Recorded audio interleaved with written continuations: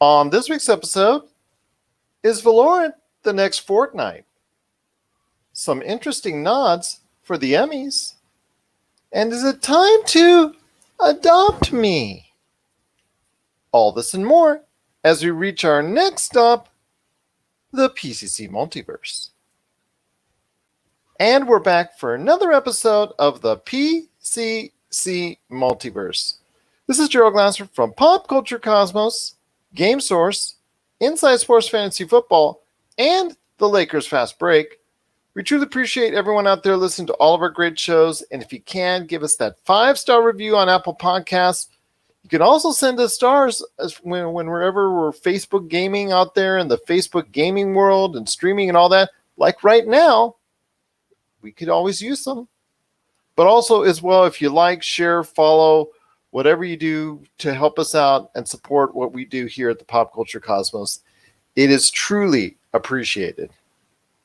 But it wouldn't be a PCC Multiverse without my good friend. He's our own future Emmy nominee of Pop Culture Cosmos. You got to check out what he's doing today at popculturecosmos.com. His great shows, Topicocalypse and the Super BS Gamescast. Plus, you can also grab his book at any point in time, whether it's downloading on the Kindle or the Nook. You can go ahead and order the hardcover as well on Amazon.com and Barnes & Noble. It is my good friend. It is Josh Peterson. What's up, man?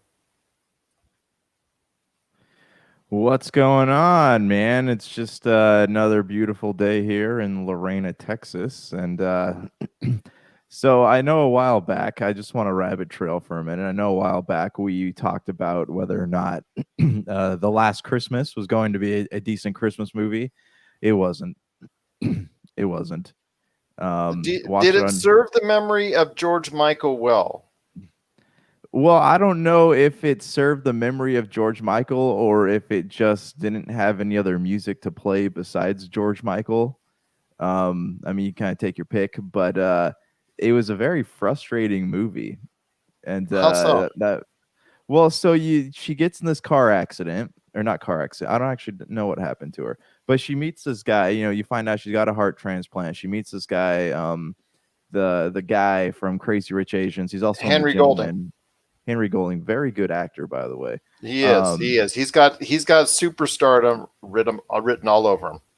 Yeah. So that happens, and she meets him, and this guy is like unreliable, but he like teaches her to be a better version of herself. And they're weaving this romance tale. Can I spoil it? Is that okay? Can I spoil the movie? It's not Christmas. Go for it. Okay. So you find out that this guy was the one that gave her her heart. And so he was, it's very, I guess they're trying to be very metaphorical, but like she has his heart in her chest, like literally. How is he alive? He wasn't. She's like hallucinating the whole thing. Oh, so it's Fight Club, but we can't talk about Fight Club. Basically, yeah, basically. Anyways, it was, I don't know. I had a problem with it. It wasn't my favorite. And I see they're trying to kind of like be very clever, and like it felt like they had like a Notting Hill / Love Actually vibe to it. I don't really think it worked very well, but that's my rant for today. What's up, man? How you doing? I'm doing well. That's why I didn't do so well overall in the theaters, my friend. Pretty much that's how I think it went. So, you know what? Hey, it'd still be one of those films that you're going to see every last Christmas. But we're going to have a great episode coming up for you today. We're going to be talking about a lot of different things around the pop culture spectrum. And I want to also give a shout out to everyone out there that's catching us now on all the different Facebook streaming groups that are out there. We cannot thank you enough for supporting us and watching us and checking out what we do. We truly appreciate it. We're going to be talking about Valorant. A lot of high-powered stuff going on there because it is one of the biggest openings for a free-to-play game ever. So we'll talk about that in a second, and we're going to see where we think it's going to end up as far as in the upper echelon of gaming. Is it going to be the next Fortnite? We're going to talk more about that coming up in a second. Universal and UMC had an agreement. They came to nice. They made it just sat down at the dinner table. They're looking at each other all funky and all that and angry. But you know what? They finally put pen to paper and made an agreement. And it's kind of got a different feel to it going forward that Josh is talking about or has talked about in the past. So I want to go ahead and touch on that also as well, because Josh has really touched on this subject a lot, and I want to go ahead and hear his thoughts on it, on this new agreement that Universal and UMC made. Plus, we're going to be talking a little bit about Crysis Remastered and Destroy All Humans. Those remasters came out recently, so we want to talk about how good they are. Or do we think that they deserve remasters? And is this going to set the thing forward where, as far as for the future for remasters continuously, because we've been seeing a whole string of them, are we going to continue to see it now and in the future for the next generation? Plus, Josh and I have thoughts on Crosscode and Sisters Royale. We've both been playing these games, as far as Josh with Crosscode and me, Sisters Royale, and we have some thoughts on that. Emmy nominations are out, and we're going to talk about some of the more high-profile Emmy-nominated shows that were out or that have been nominated. So we're going to talk about that as well. Witcher Prequel is coming to Netflix eventually. After, what we're going to go ahead and see the success of, or what we've seen with the success of The Witcher, a prequel, i.e. more chunk of change for Netflix and more viewers are going to check out Blood Origin coming up here in 2021. So we'll share some thoughts on that. And last but not least, coming up on the back end of the show, Josh and I are thinking about AdoptMe. AdoptMe is a sub game, but it's coming, it's branching out on its own kind of, because it's getting so popular within the realm of Roblox. So we'll talk about that game coming up at the back end of the show as well. But my friend, it all starts off with Valorant. I want to hear your thoughts on Valorant. It is, again, like I said, since its official release, since it came out of beta in June 2nd, it's from Riot Games, one of the biggest makers out there of games that a lot of people, especially on the in Europe, in Asia, a lot of people know a lot of the great stuff that's out there for Valorant. It's a hybrid, from what I've been taking a lot of time to sit down and watch. It's kind of like a hybrid of Counter-Strike GO, Global Offensive, and Overwatch.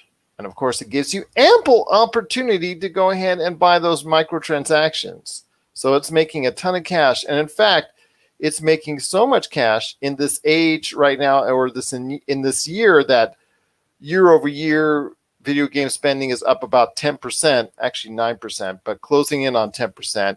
And you see it right there on the screen for everybody else everybody that's on Facebook Live. You see it right there in the number 6 position. So for PC spending. So I want to hear your thoughts, my friend. Could this end up being the next big game, i.e. Fortnite? Because Valorant is getting a lot of just good word out there. A lot of people getting into it. And I think it has at least a good starting point, being the biggest launch ever for a free-to-play game.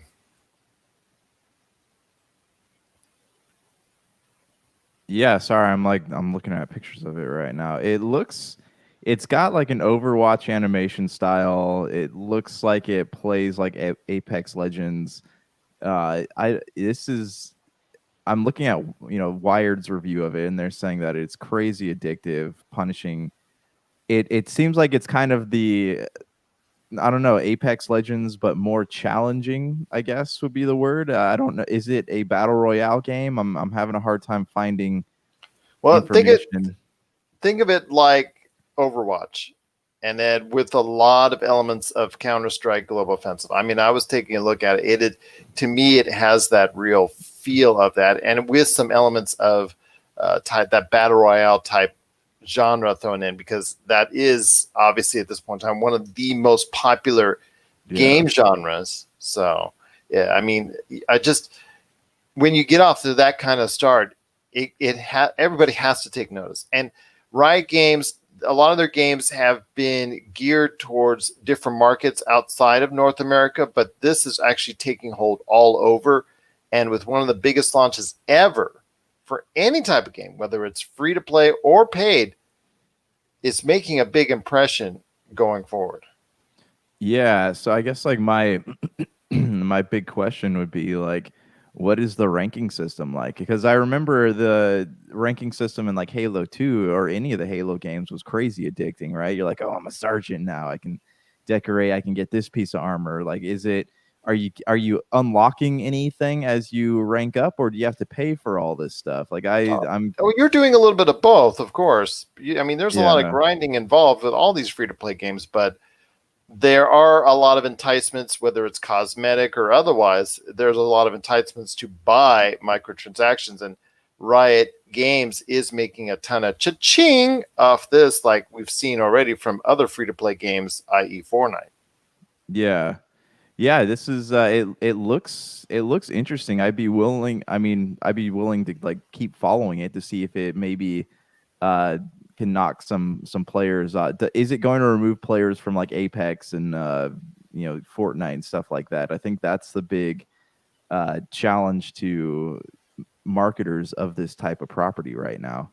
Well, I'm telling you right now, at least everybody's giving it an initial try, or at least a lot of people are. And the market that I think is giving it the try most, and I'm not going to say Counter-Strike Geo, because a lot of those Counter-Strike Geo players, they've been there a long time, so it's going to be really hard to get them off. It's the Overwatch crew, because Overwatch is now, what, 3-4 years old now, getting a little bit up there in age as far as not being. It's still a modern game, of course, but it's not as modern as it once was, because we're getting into a new generation of gaming here with the PlayStation 5 and Xbox Series X. So there is an Overwatch 2 on the way, but Overwatch itself, the original, maybe people are starting to fly off there and go into different places. And one of the places they may go is Valorant. But like you said, with Apex Legends, Fortnite, the hardcore players for any of these games are going to stick with what they're seeing and playing every single day. But the fringe players, the casual players, players who are tired of getting their head handed to them every single game, they want to go ahead and try something new, and Valorant could be just it. Yeah, I'm really interested in the ranking system though. I mean, like, yeah, if it creates a system where like you remember in Halo 2 how they would match you with people who you, or even Gears of War did this too, where they'd match with people of your skill level. I would hope that would be, that's what I consider a successful ranking system. So you're not like constantly being frustrated. Yeah, absolutely. And that's the thing. Riot Games has made enough games so that they understand how to go ahead and have that kind of outlying structure so that it will entice you to play just a little longer. Play just a little longer. Oh, you want to go ahead and buy something? Go spend right here. Spend some money here and there. But again, since it's a free-to-play game, it's not that bad as, say, well, let's go NBA 2K. I love the NBA, but the NBA 2K with the microtransactions and the fact that the next series of NBA 2K, NBA 2K21, is going to require another $10 bump up if you're buying from PlayStation 4 to PlayStation 5. And of course, already being a 2K has a lot of microtransactions in it already. But when you're a free-to-play game, I think there's not on a game this large, you're not going to have a play-to-win scenario, because if you have a play-to-win scenario, you're selling the other millions of players short. So I think right now, the way they're structuring it, similar to what Fortnite does and some of these other success models of these free-to-play games, you're seeing them going ahead and having this kind of success because it's still fun for players that are just jumping in free, but also as well, it's a game that is very enticing to go ahead and spend a little bit of money here or there. And I don't mind that from a free-to-play game because it's free in the first place. Yeah, that's true. I mean, I'm honestly okay with microtransactions when it comes to free-to-play games, and I think it's a risky business model. And if you are able to make money off of it and recoup your losses, then good for you. That's why I was saying, like, I don't necessarily dislike Fortnite. I don't necessarily dislike something like Sea of Thieves or even Apex Legends. Or Call of Duty Warzone. Or Call of Duty Warzone. It's very ingenuitous. I don't like when I pay $60 for a game and then I have to continue to pay more money in game to get certain things. And I don't, it's been a while since I played a game like that, but I have an issue with that. Oh, I'm sure everybody else out there does. I mean, it's not cool at all when I'm asked to go ahead and slap $60 down, and then you know what? I want to go ahead, in order to play the game to the fullest, you have to go ahead and buy these little add-ons here and there, and I do not appreciate. I mean, if it's DLC or extra content, like we'll say Oblivion. Oblivion had those large extra DLCs where you didn't have to get it because the game itself was 100 hours long. But if you wanted the DLC, $10, $15, $20 to go ahead and spend on the extra, that's fine because they're extra adventures, hours and hours long. When it concerns a $60 game, and you're always asked as well to go ahead and not specifically be cosmetic. This is beyond cosmetic. This is a little bit more. This is actually affecting the gameplay and progression when it concerns some of these 2K games. That, to me, I have an issue with. So I can't say I blame you a bit. Yeah, I mean, and it's just I take up issue, and I don't know if I've talked to you about this. I know I've talked to Brank about this, but it's the fact that you're paying full price for a game that is essentially unfinished.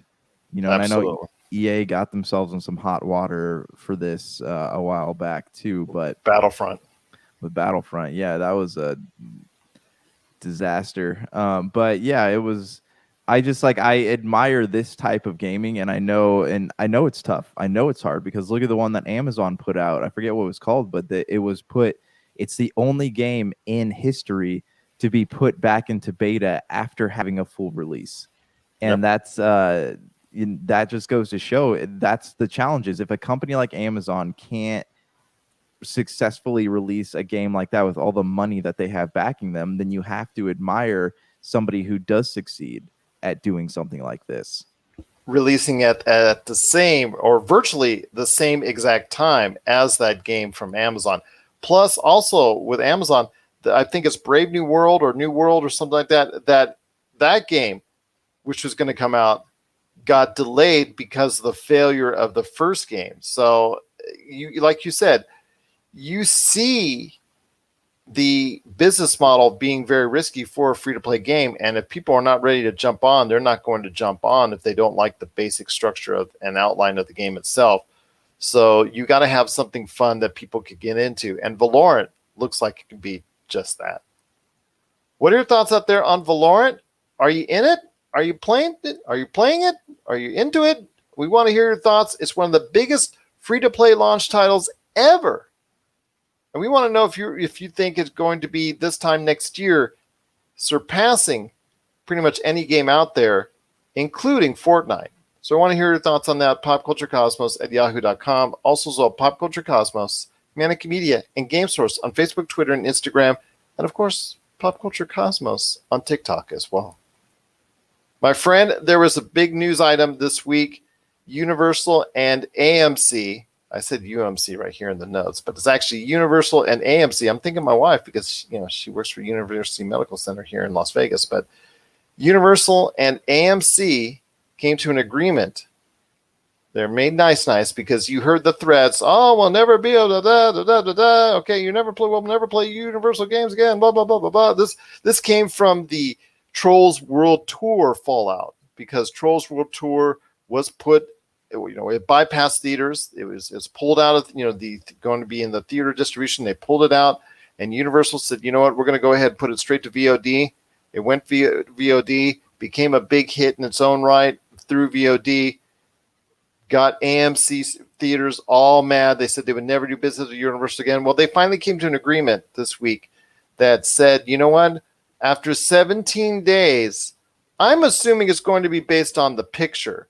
Because I don't think 17 days you're going to have the next Fast and Furious on there. But it may be an agreement that it's just straight 17 days and it hits VOD. But that's very interesting that pretty much 2.5 weeks in, Josh, all these Universal movies will be going straight to VOD, or at least a good percentage of them. It makes sense. Especially we've been talking a lot about the market, right? What's the theater market going to look like once all this stuff passes? What's the new landscape going to be for movie going? And it makes sense. It makes sense that they would say, hey, after, and this is not to necessarily say that they will in fact release something on VOD, but they have the ability to do it. So if, say, COVID clears up and everyone goes back to the movie theaters, they can say, oh, hey, this movie's still in theaters. Maybe it's still doing really well. Maybe let's not release it on VOD. So maybe that's kind of what they're going for, just to have the option of doing it. There's not a lot of specifics in the the announcement, so I don't really know what they'd be. Does it include Fast and Furious, Jurassic Park, stuff like that? Because I know Jurassic World had a pretty long run in theaters and it continually made money every weekend. So I don't know how smart it would be. I think this is kind of a safety precaution, on the off chance that movie going is just not safe anymore. Absolutely. Or if you're having a underperforming movie title, even if you had a full audience going to it, so that you can put it on a premium pay demand. I'm going to read out of the Yahoo article real quick. I want to give them the correct credit on it. Financial terms of the agreement were not disclosed. However, in the statement, AMC CEO Adam Aron said the company will share in these new revenue streams. Universal only has the ability to put its movies on premium on demand, meaning the rentals that go for roughly $20 per, like we saw with Trolls World Tour. It cannot sell films or rent them for lower on demand fees. And then even though Universal under this new agreement could theoretically debut with the next Jurassic World or Fast and Furious within 17 days of their debut, they will no longer have exclusive runs in cinemas. Instead, the studio has the option to capitalize on its new freedom with mid-budget stuff, comedies, horror movies, things like that. So I have a feeling, again, that if it's a big hit, it's going to be waiting to go ahead on VOD. But if it's something that's not meeting expectations for one reason or another, that you could be seeing a lot sooner on VOD. Yeah, and I think that's a safe thing for them to do, and I wouldn't be surprised if we saw other distributors follow suit. I don't necessarily know if Disney would do it, but it's an interesting business model, and if it ends up working for them, then yeah, why not? What are your thoughts out there on this agreement between Universal and AMC Theaters? It's going to be a big win for people out there that don't want to go back to theaters or are kind of waffling on seeing one movie or another.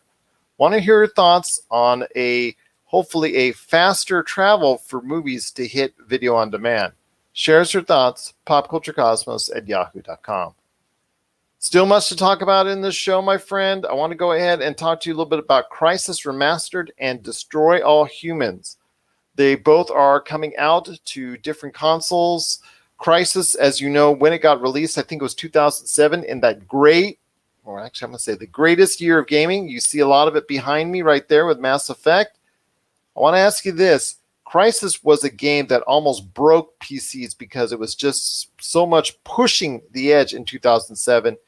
It's now come out to a lot of great reviews being put on as small things as the Nintendo Switch. So I want to hear your thoughts. Does this renew your interest in Crysis, a game which was really pushing the limits and bounds of technology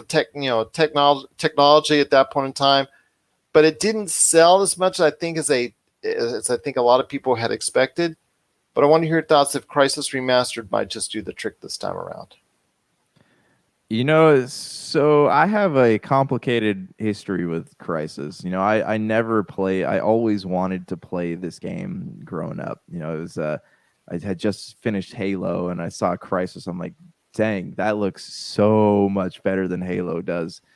Just looking at like how the color palettes, how shiny his armor was, and just reading stories in Game Informer about people who had 12 screens hooked up, and they got Crysis running on them. And, so when Crysis 2 was announced for Xbox, was came out on Xbox 360. I could not wait to play it.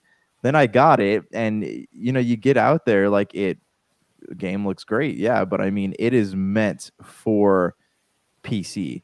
It was meant for high-end PCs for a high-end PC, but not just that, but I mean, not just in the way that it looks, but like in the gameplay. Like you could tell with the the AI they use in the game that it is meant for people who have macros on their keyboards, people who can just press a button and then automatically flip around. It's like it's so fast-paced and so hard to play with a controller. And that really turned me off of Crysis for a while, because I was really stoked on it, and then I couldn't play it, even on the easy. I can't remember if you changed difficulty, but if you could, I probably played it on easy, and I still could not do very well at this game. So Crysis on Switch, I'm glad that it's getting really good reviews. My problem with shooters on Switch is that unless you're using the Pro controller, it is hard to play a shooter on Switch. Have you tried yet? I have a shooter on Switch. It's kind of hard, like you said, without using the proper controller, but it's not impossible. I mean, it's just a little bit. Your reaction time, I think, is a little slower. No, it's not impossible, but it's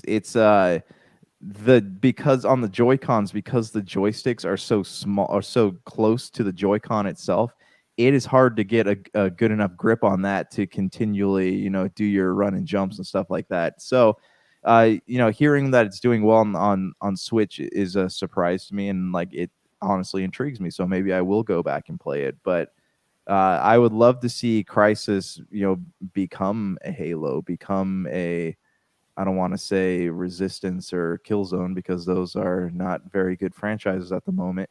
But it ended up being that, because it never, it spawned sequels, but it just never really latched on with the audience. And plus, I think Crysis Remastered is also coming out for other platforms, or it has come out for other platforms as well. Yeah, so I mean, maybe this is what it needs, though, to kind of rejuvenate itself. Maybe it needs some strong mythology, or I don't know. But I mean, there has to be some people interested enough in it for it to merit a remaster, because this game is like, it's close to 10 years old, if not older. So it's older. It's 13. Yeah, stoked to hear it. I mean, I'd be willing to give it a try.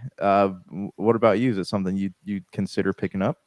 I was intimidated by it, to be honest with you, because I didn't have a high-end PC at that point in time, and like you said, playing it on any other system around that time, it was chugging. Frame rate down. It would eat systems. Anything else that was on outside of a high-end PC, if you got to have the video card up to date, you had to have a processor up to snuff. And if you didn't, it really wasn't a pleasant experience. So, yeah, I think I'm going to go ahead and say, you know what, I'm ready to go ahead and get back into Crysis, because Crysis 2 came out and really didn't get over very well with audiences. And I think now is a good time to get into the Crysis game. Well, after, of course, you and I are both done playing the games we're going to talk about coming up here in a minute. But yeah, we're really getting into some Crysis Remastered, looking at it as something that on the back end of this console generation, it's kind of a nice thing to have coming back to us.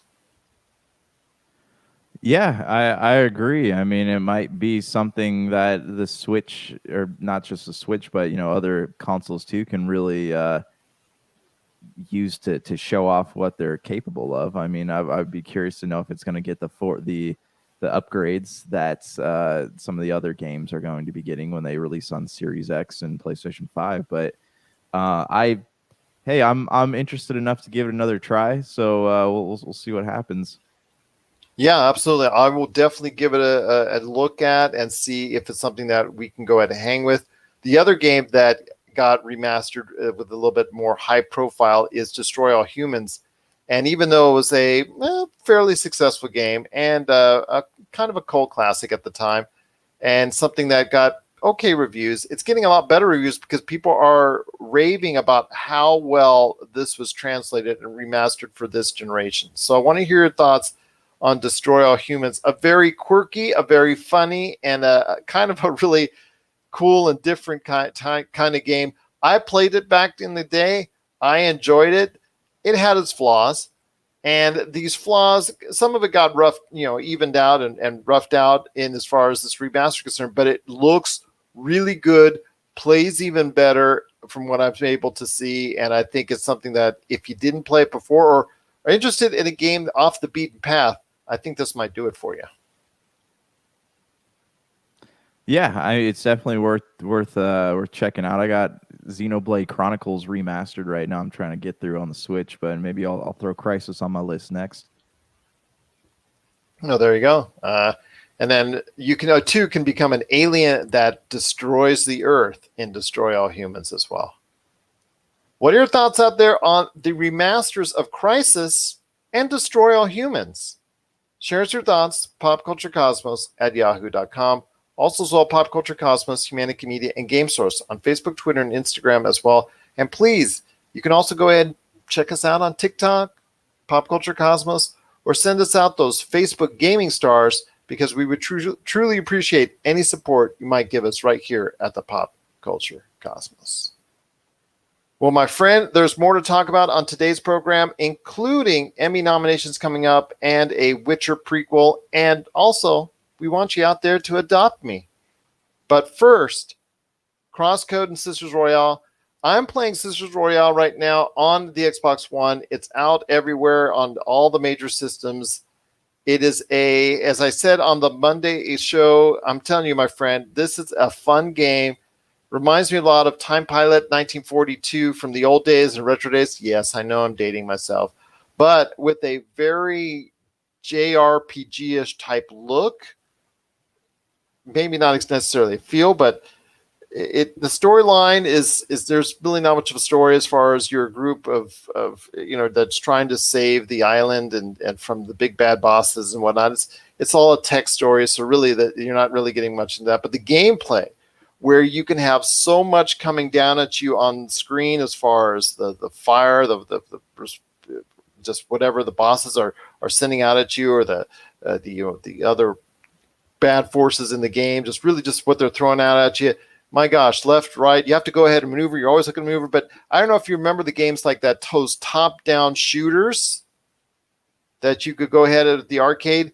The only thing is with this game, because the screen itself for the actual gameplay only takes up about 55% of the screen.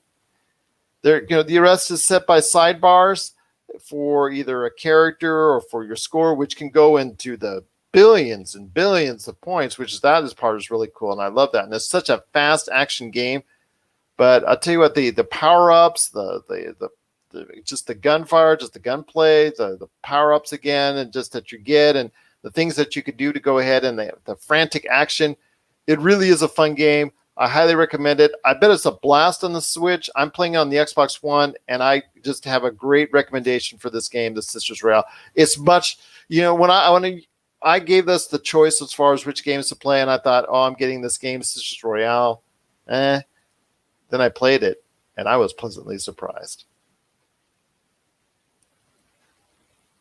So what is the gameplay like? It's top down, it's top down? Yeah, I know it's top down. Is the gameplay smooth? Is it feel clunky? No, it feels clunky, but the whole screen can line up or can be filled by firefight. And all these little fireballs or weapons or anything else come all at you. And there might be just a little crack for you to go ahead and find in the screen that you have to be at in order to go ahead and live and survive, while simultaneously trying to shoot back with your array of artillery back at the various bosses or bad guys that are up on the the top of the screen and whatnot. And it is very frantic because, again, you got to also concentrate on shooting, but you also got to concentrate on not getting hit. And that type of degree of difficulty, it's challenging, but it's fun all in the same time. And again, it has that 1942 Time Pilot type feel for me, so it brings back a lot of great memories as well.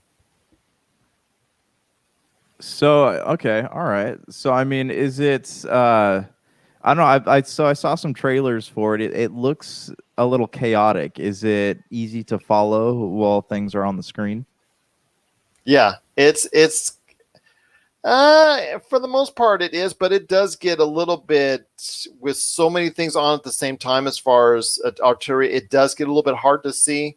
I'm going to tell you that right now, but I think that's part of the challenge that you need to realize is that you need to be in a whole half to lower part of the screen filled with enemy fire that is intent on killing you.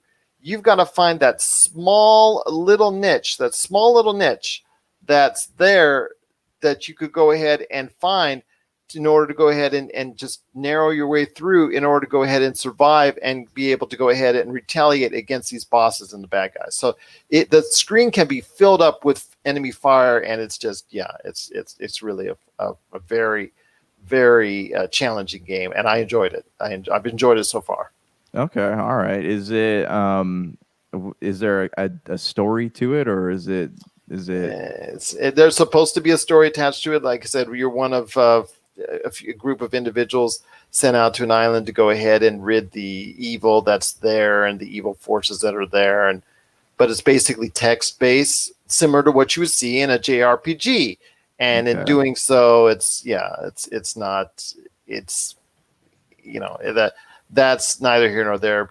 Again, you're not really worried about that because you're spending so much time trying to survive that those little moments that they try to go ahead and introduce a story to or expand upon it really just is a whole bunch of text that you're just going ahead and trying to recover for the next wave and level of bombardment that's coming upon you. Okay. All right. I mean, what kind of gamers would you recommend it to? Basically, if you're into arcade style games, if you're into shooters, it's not going to be something that you're going to stay with for a long time. But basically, for a fun couple nights, it's going to be a game that I think you want to go ahead and play because it is a challenge. And it's always something that I think would be best suited, if I'm going to say this correctly, on the Switch, because it's something that you could take. It's just a cool little shooter that you can go ahead and play through on a car ride or something like that. That'll really get you going. It also serves as well on the console, but I think as a portable game, it's going to be a little bit harder to see. But again, it makes for a great time if you can go ahead and play it because it's just so much happening on the screen at once. All right, right on. So it's available on Switch and consoles, and consoles. PC, yeah, and PC. Okay. Yeah. So, and then I know you were playing Crosscode. Do you have some initial impressions of that game? So yeah, Crosscode it's a top-down, kind of like Legend of Zelda or Octopath Traveler. If you played that one, it has the combat's very smooth. I love that you don't have to go to like a separate. It kind of, just it has a Children of Morta vibe to it, but like you don't have to go to a separate battle screen to fight, and I think that's really cool. That's the story, of course, like all MMO RPGs, or not MMO, but RPGs, JRPGs, revolves around somebody with amnesia. She goes and she plays the Crossworlds game. It's a fictional game within that universe, and she's trying to like get her memory back. And you're basically going through. You have town. You stop in towns. There's little dungeons and stuff like that. So it has like a fantasy star vibe to it, just in the way the dialogue boxes appear on the corners. I do love the colors. I love the combats. It's challenging, but it's very smooth. It flows very well, and so it is. It kind of plays like a Super Nintendo game. The soundtrack's like a typical JRPG soundtrack, so a lot of people will be really into that. I think they did a good job of bringing back like a lost era of gaming in this game. And it does have a leveling system. You do get to upgrade equipment. Like there's a lot packed into this little game. And I think that they did a very good job with that. And I can't wait to finish playing it. And, I'll have a deeper review come up, later on as either a PCC one shot or just part of the Pop Culture Cosmos show. But I am digging it so far. Oh, that's good. That's awesome to hear. I think a lot of good words are coming from us in regards to Crosscode and Sisters Royale. If If you want to check it out, they are available on consoles, and you want to go ahead and check out what they're doing, go ahead, and we're going to have some hopefully streams coming up in the near future for both of these games. But also, if you can, just check out these games, whether on Steam, whether on consoles, or wherever you get your video games. Crosscode and Sisters Royale, truly, truly cool games to play. My friend, there's more to talk about on today's show before we head on out. Emmy nominations, my friend. Emmy nominations are here. They're live. And I want to give you just a countdown of some of the big winners this past week as far as the nominations are concerned. Watchmen, 26 nominations. The Marvelous Mrs. Maisel, 20 nominations. This is from Variety, by the way. Ozark, 18. Succession, 18. The Mandalorian, 15. Saturday Night Live, 15. Schitt's Creek, that's SCHITT for anyone out there. Schitt's Creek, 15. The Crown, 13. Hollywood, 12. And Westworld, which is normally a big nominee type show, which you and I will get into here in a sec, because I know you wanted to speak some Westworld. That only got 11. I should say only got 11. A lot of these shows out there would like to get 11. So it got 11 nominations. But comparatively speaking to The Watchmen, which is one of the best, if not the best show on television this year, it got trounced. So I'll tell you what, my friend, The Mandalorian for me was kind of a big surprise because it was kind of uneven for me. Watchmen, it was a really, really good watch for me. I'm sad that McMillions didn't get nominated in the documentary category, because I do believe it was the best documentary I've seen so far this year, and blew away Tiger King. Sorry for any Tiger King fans out there. But I want to hear your thoughts on the Emmy nominations. Were there any surprises for you as far as shows, and your thoughts on maybe the luster coming a little bit off of Westworld?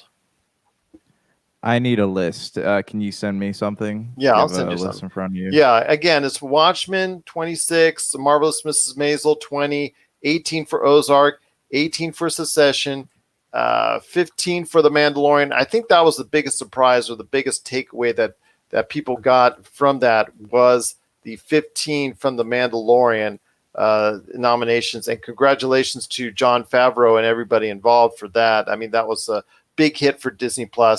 Overall, on nominations, Netflix and HBO, they both, I think, got over 100 nominations each. I think Netflix just totally destroyed, I think, as far as the overall nominations. I think Netflix did a huge number of nominations, well over 100. I think HBO did get right around 100 or so. But yes, they just both, with over 250 nominations, they both killed it this year. But yeah, your thoughts on the Emmy nominations that are out? It's definitely impressive. I mean, the streaming category kind of dominated here, and this just goes to show you that, like, hey, in these times with COVID, where all the production companies are shut down, yeah, you're going to have to start taking these streaming services seriously and some of the shows that they have to offer. And granted, HBO had always had shows nominated, but I mean, they've become they're a premium content, but server, but now they've kind of transitioned into the era of a streaming network, and it's cool to see some of this stuff. Like, you have some superhero stuff, you have some Star Wars stuff. Like, these are things that you would never have assumed would be nominated for stuff like this. So I am, I have not watched Watchmen. It's on my list of things I do want to see. The Marvelous Mrs. Maisel, I've heard nothing but great things about that show, so it doesn't surprise me that it would make that list.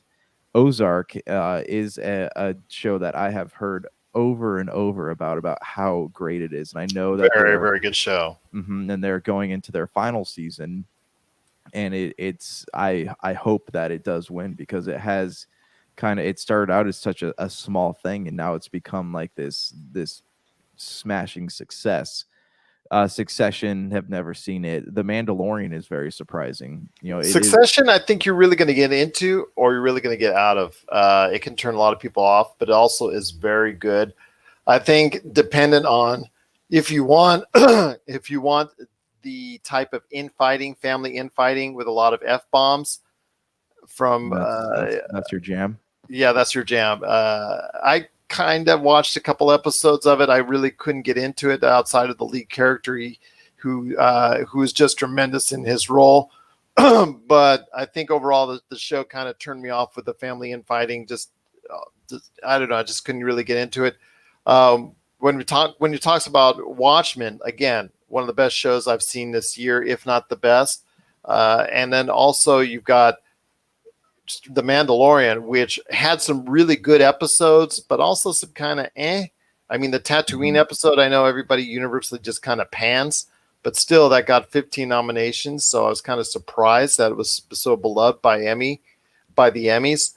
But Marvelous Mrs. Maisel, that great show. It just absolutely great show. I am a big Tony Shalhoub fan. Huge fan of his work. If you've seen Monk or any of the work that he's done, Wings in the past and whatnot. So Tony Shalhoub is just a master out there actor that just has a history of doing great things. And of course, everybody else involved with that show is just truly just a great job. And they win, they get Emmys every single year, for goodness sake. So they really know what they're doing with that show. But yeah, Netflix, 160 nominations, and HBO just a little over 100. So Netflix, I mean, my gosh, as a powerhouse now from a viewing, from a critical, and just really overall revenue generating standpoint. Now they're still not kind of doing a profit yet because they're spending so much cash. But my gosh, Netflix is just doing the job right now. Can we talk about Westworld making it? I don't think that Westworld is worthy of making it. They kind of went this was not a season of great television for them, so it really surprises me that they have. Well, from a technical standpoint, it's pretty good. It's one of the most expensive shows on television. Yeah, so well, I mean, it looks good, but I just I don't understand what people saw in this one. I mean, each year, we've talked about it before. I know you wanted to get into it, so let's get into it in regards to Westworld, because Westworld for me has always been, each and every season, very uneven. I mean, Mandalorian is kind of uneven, but most of the episodes were pretty good. When it comes to Westworld, I've watched 3 seasons of it, and it's just 3 seasons of all over the place. Some really, really good television mixed with some really bad television. It just depends on the episode, and it really, I don't know what to get. And I don't know if I'm going to stay with it because I'm just so tired of that uneven mix, because I'm seeing when you have these serialized shows that have a limited number of episodes, like 12, 13, you're getting 12, 13 directors. Seemingly you're supposed to get the same writers, but you're getting almost different influences every time out. Yeah. And it doesn't always work. And it's not work, and it's getting the ratings for Westworld, but I don't know. I mean, there was a couple really good episodes of Westworld this past season, but there were also some ones that just made me go, yeah, I wasn't too sure about it. Yeah. So tell me. I mean, go ahead. I mean, you obviously have some issues with Westworld. Yeah, I just I feel like the show changed genres. Don't keep calling it Westworld if it's not Westworld. It's if that makes sense, but it's just it's not something that's really appealed to me this time around.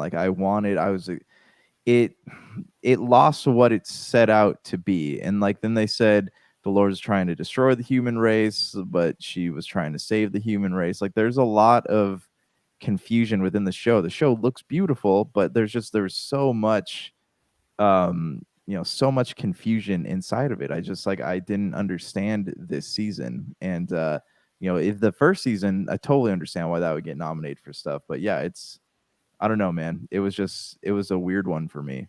I mean, I really liked season 1 until the end. Well, I think the last episode for me, it fell flat. Season 2 was all over the place. Season 3 is all over the place. So again, for something that's all over the place, I'm not sure how much I'm going to stick with it, because I don't know what to expect. And everything I can see on there is not everything I'm going to like. So You got to have patience when you're watching series like these. And the problem is, I don't know how much more patience with all the other good stuff out there, because we'll see The Boys.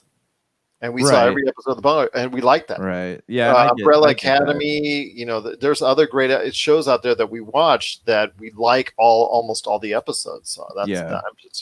So with so much to watch out there now on regular TV, cable TV, and streaming TV, plus the movies, Yeah. plus video games, plus everything else that we're doing, is you have to limit your time on what you're watching, and it has to be something that you feel, or going into it, you think it's going to be a quality watch. And that's not always the case with shows like Westworld. That's just, again, all over the place. But again, 11 nominations. You can't argue with that. Netflix reigning supreme with 160 nominations. HBO's no slouch with over 100. And obviously the top getting nominated show in The Watchmen, which is truly an incredible watch, and people need to see that. Again, I'm sad that McMillions didn't get it. McMillions is a great documentary, and I hope everyone gets a chance to see it. Tiger King did get a few nominations. I still just bewilders me on that, because it's okay for a documentary, but kind of went off the rails. But again, if you want to go ahead and check it out, it's on Variety as far as which shows got nominated. If you're looking for a specific one, we share the articles on our Facebook page, Pop Culture Cosmos. What are your thoughts on the Emmy nominations? Did you like all the Emmy nominations that were there? Did you think there were some snubs? Were you surprised on a few? We want to hear your thoughts. popculturecosmos@yahoo.com. Before we head on out, my friend, I wanted to go ahead and get my friend Daphne Matthew on for The Walking Dead, because I kind of held that back from making that part of the announcements at San Diego Comic-Con this past weekend. But they did announce that they were extending the episodes for season 10 and delaying season 11. I think they're adding 6 more episodes, and they're having their quote-unquote season 10 finale, which is no longer the season 10 finale, coming up in October. Fear the Walking Dead, that's coming around also in October for more episodes in its next season. And if they kill off Morgan, I'm just going to tell everyone out there, I'm tuning out of the show forever. So don't kill Morgan. But there's also The Walking Dead coming out with the new show that's been in the works for quite some time, and it was supposed to have been out actually a ways back, but the newest show that's coming out, I believe, in 2021 as well. So, I mean, there's still a lot to talk about when it comes to The Walking Dead.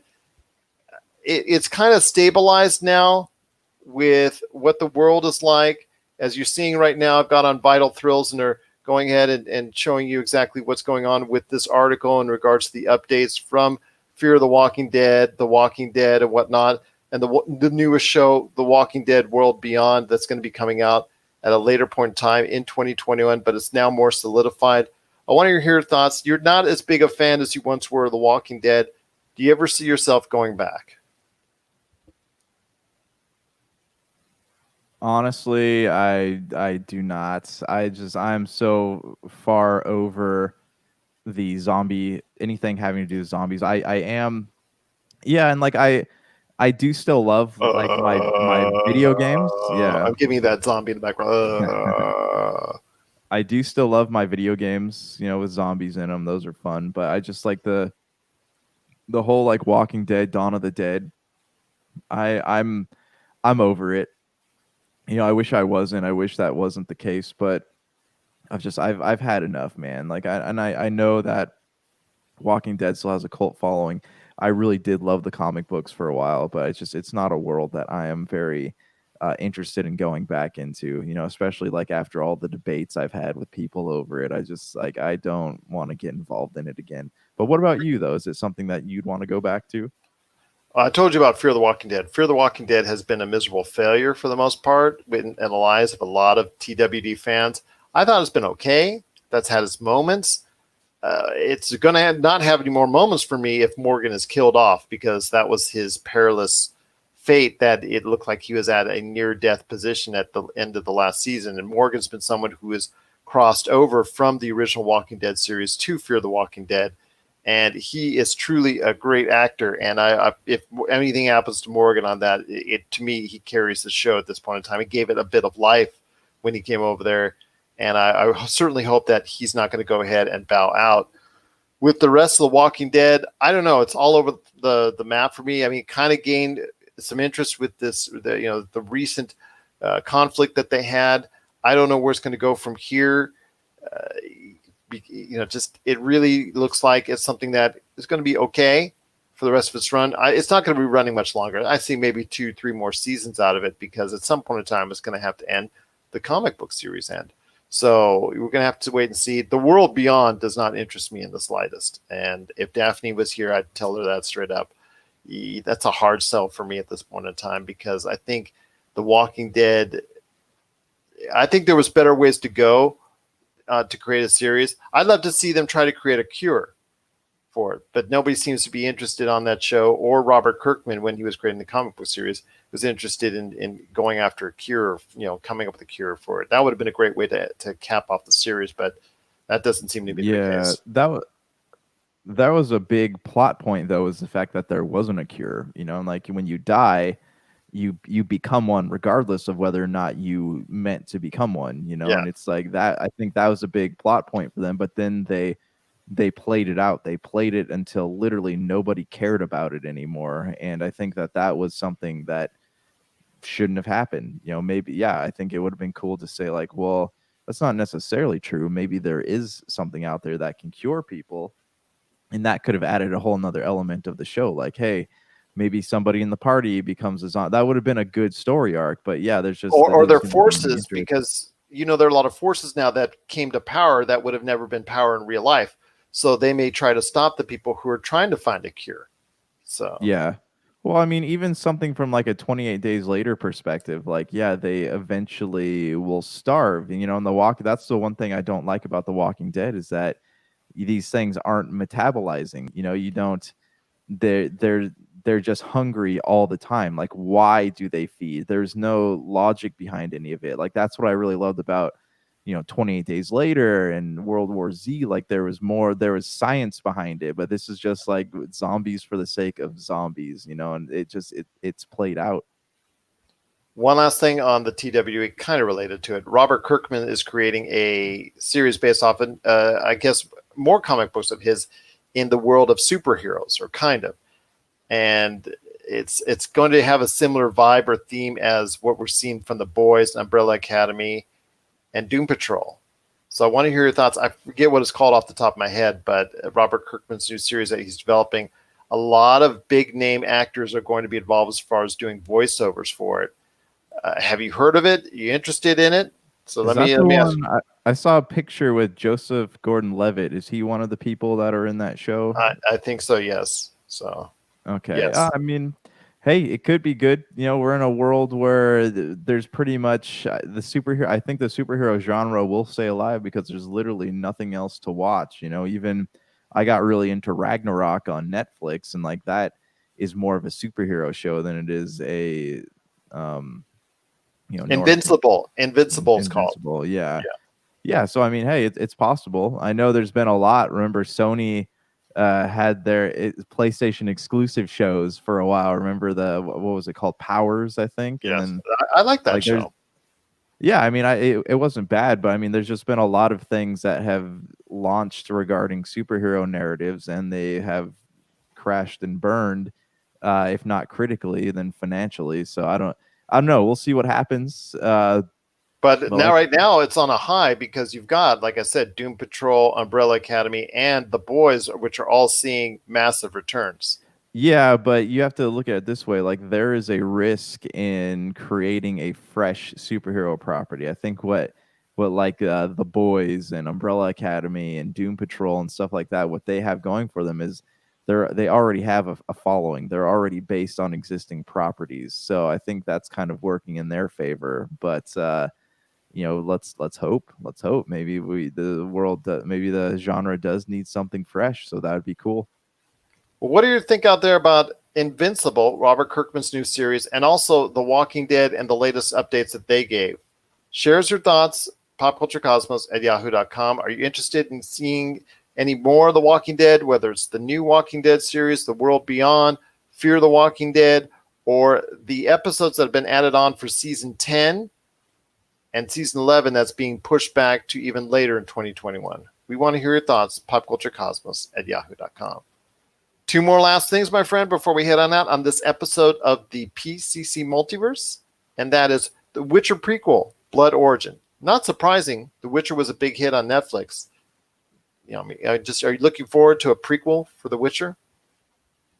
Yeah, I could be down with that. I was thinking about that yesterday. It is something. Yeah, I really like that world. I love sword. What they call it? Sword and sorcery. Like I love that genre of storytelling, and I would be down for it. I mean, the just from watching the show, you don't get a sense of like exactly how rich that world is, but anyone who has played the games or read the books like really knows there's a lot of deep mythology behind that and a lot of lore. And yeah, I think it's a great idea for them to explore it. My one hope would be that we don't have these shows running side by side, because I feel like there would be just too much to watch at that point. Like if they said, hey, The Witcher, they waited 6 months, 3 to 6 months to release the show after a season of The Witcher, that would be fine. That way we don't have much of a lapse in Witcher content. But like, I don't know, like I am interested in seeing it, but I can also see it where it'd be a risky move to kind of oversaturate the marketplace with the Witcher stuff. Well, there you go. What are your thoughts out there on a Witcher prequel called Blood Origin coming in 2021? Share us your thoughts, popculturecosmos@yahoo.com. Well, it's been a great episode, my friend. Before we head on out, though, AdoptMe, one of the best, or actually most popular games within a game.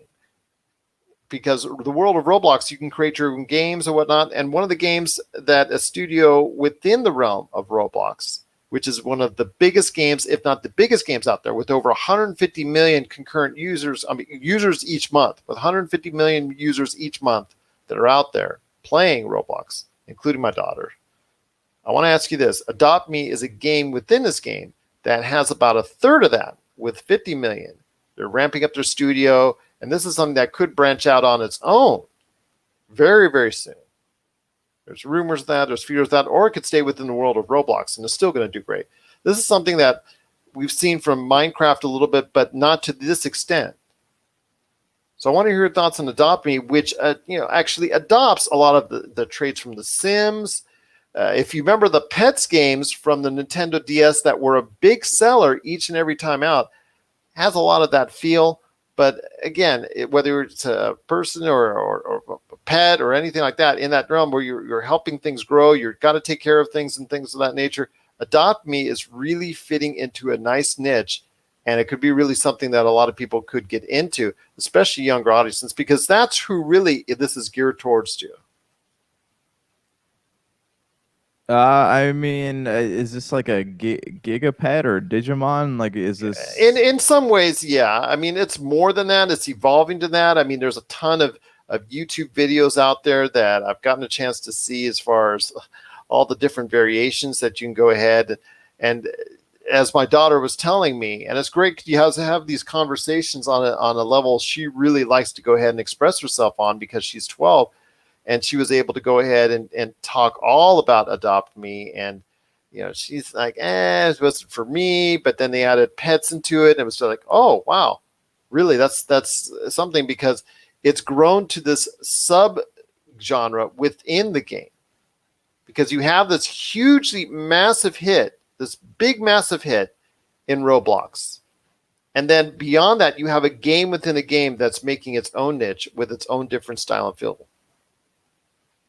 So I want to hear your thoughts, man. I mean, just when you have something this large, and you have something this cute, I mean, this is something where it could be getting a lot of people. I mean, we see it before. We've seen it before with these childish games that I know you, like you were saying when you were at Best Buy and you were selling these games off, and you weren't really sure why these people. But then again, that's what happens. You have a younger audience that has latched onto something that could lead to more interesting games for them in the future.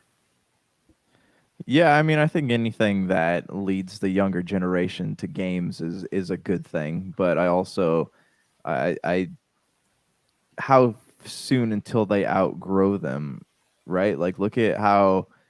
I don't know many adults who loved Pokemon Blue and Red growing up that bought Pokemon Sword and Shield. It's like it's how soon until you outgrow them. And like, it is a risky market, but yeah, no, I mean, I think it's a good idea. I don't know enough about it to really have an honest opinion on it. Like, I think that if it's something that's getting kids into gaming, then cool. Yeah, if it works, it works. But I also like don't. Is it going to create a new fad in gaming where everyone's creating stuff like that? It's a interesting thing. I'll have to do a little more research on it. You and I both, my friend, because my kid had okay things to say about it, but there's a lot of people getting into it. She's a huge Roblox fan, and I know a lot of other people are as well. So people thought, oh, they're just passing it off as Roblox as a kid game, or AdoptMe, that's just a kid game. Well, again, you're talking about 50 and 150 million users a month, respectively, for those games. That's nothing to sneeze at. And being one of the world's most popular games and having a game within the game that's getting its own amount that a lot of developers and game makers would be envious of.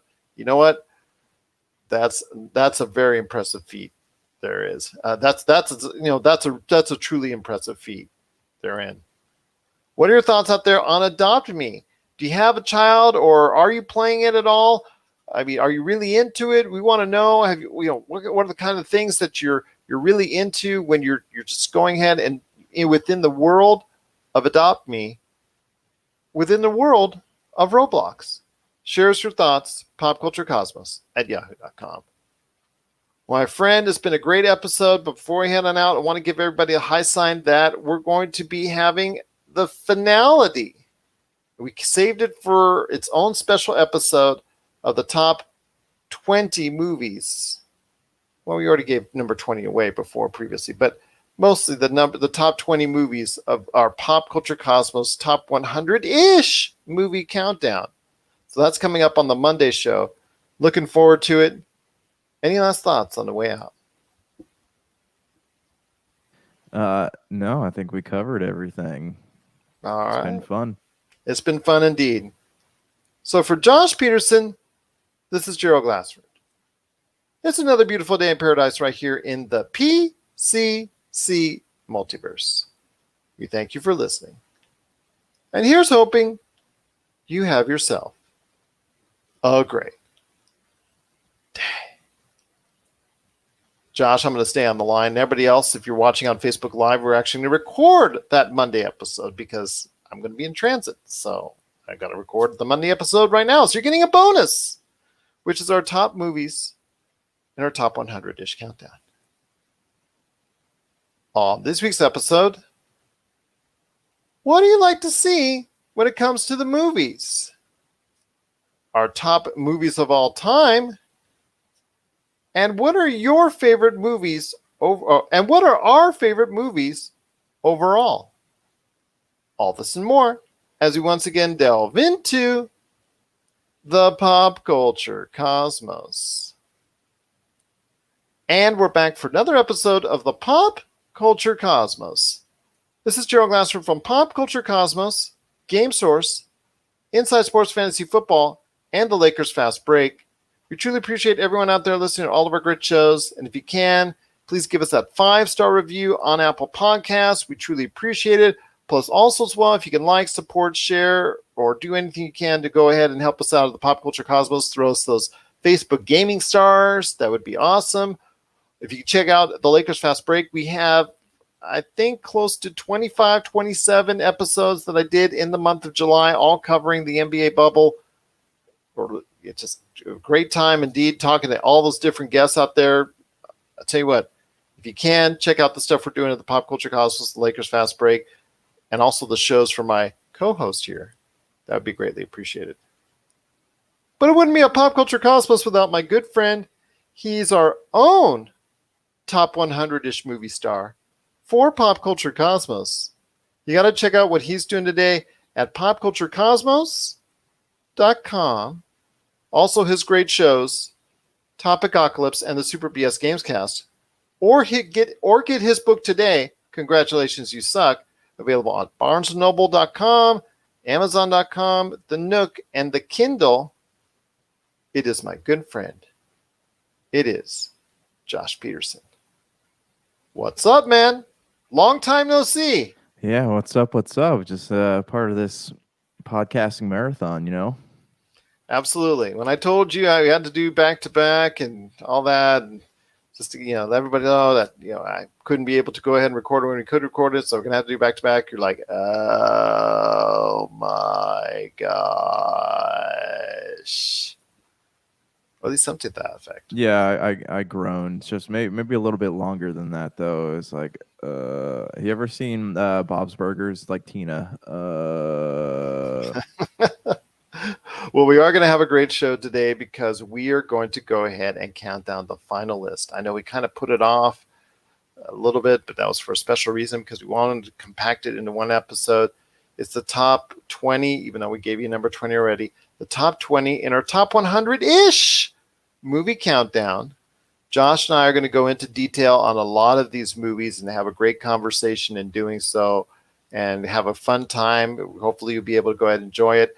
These are movies, once again, that you guys and gals out there, the followers and listeners and viewers of the Pop Culture Cosmos, you got a chance to go ahead and vote upon over a period of time. You gave us your top 10 lists, and we gave each a point value. Like your number 1 was 10 points, all the way down to number 10, which is 1 point.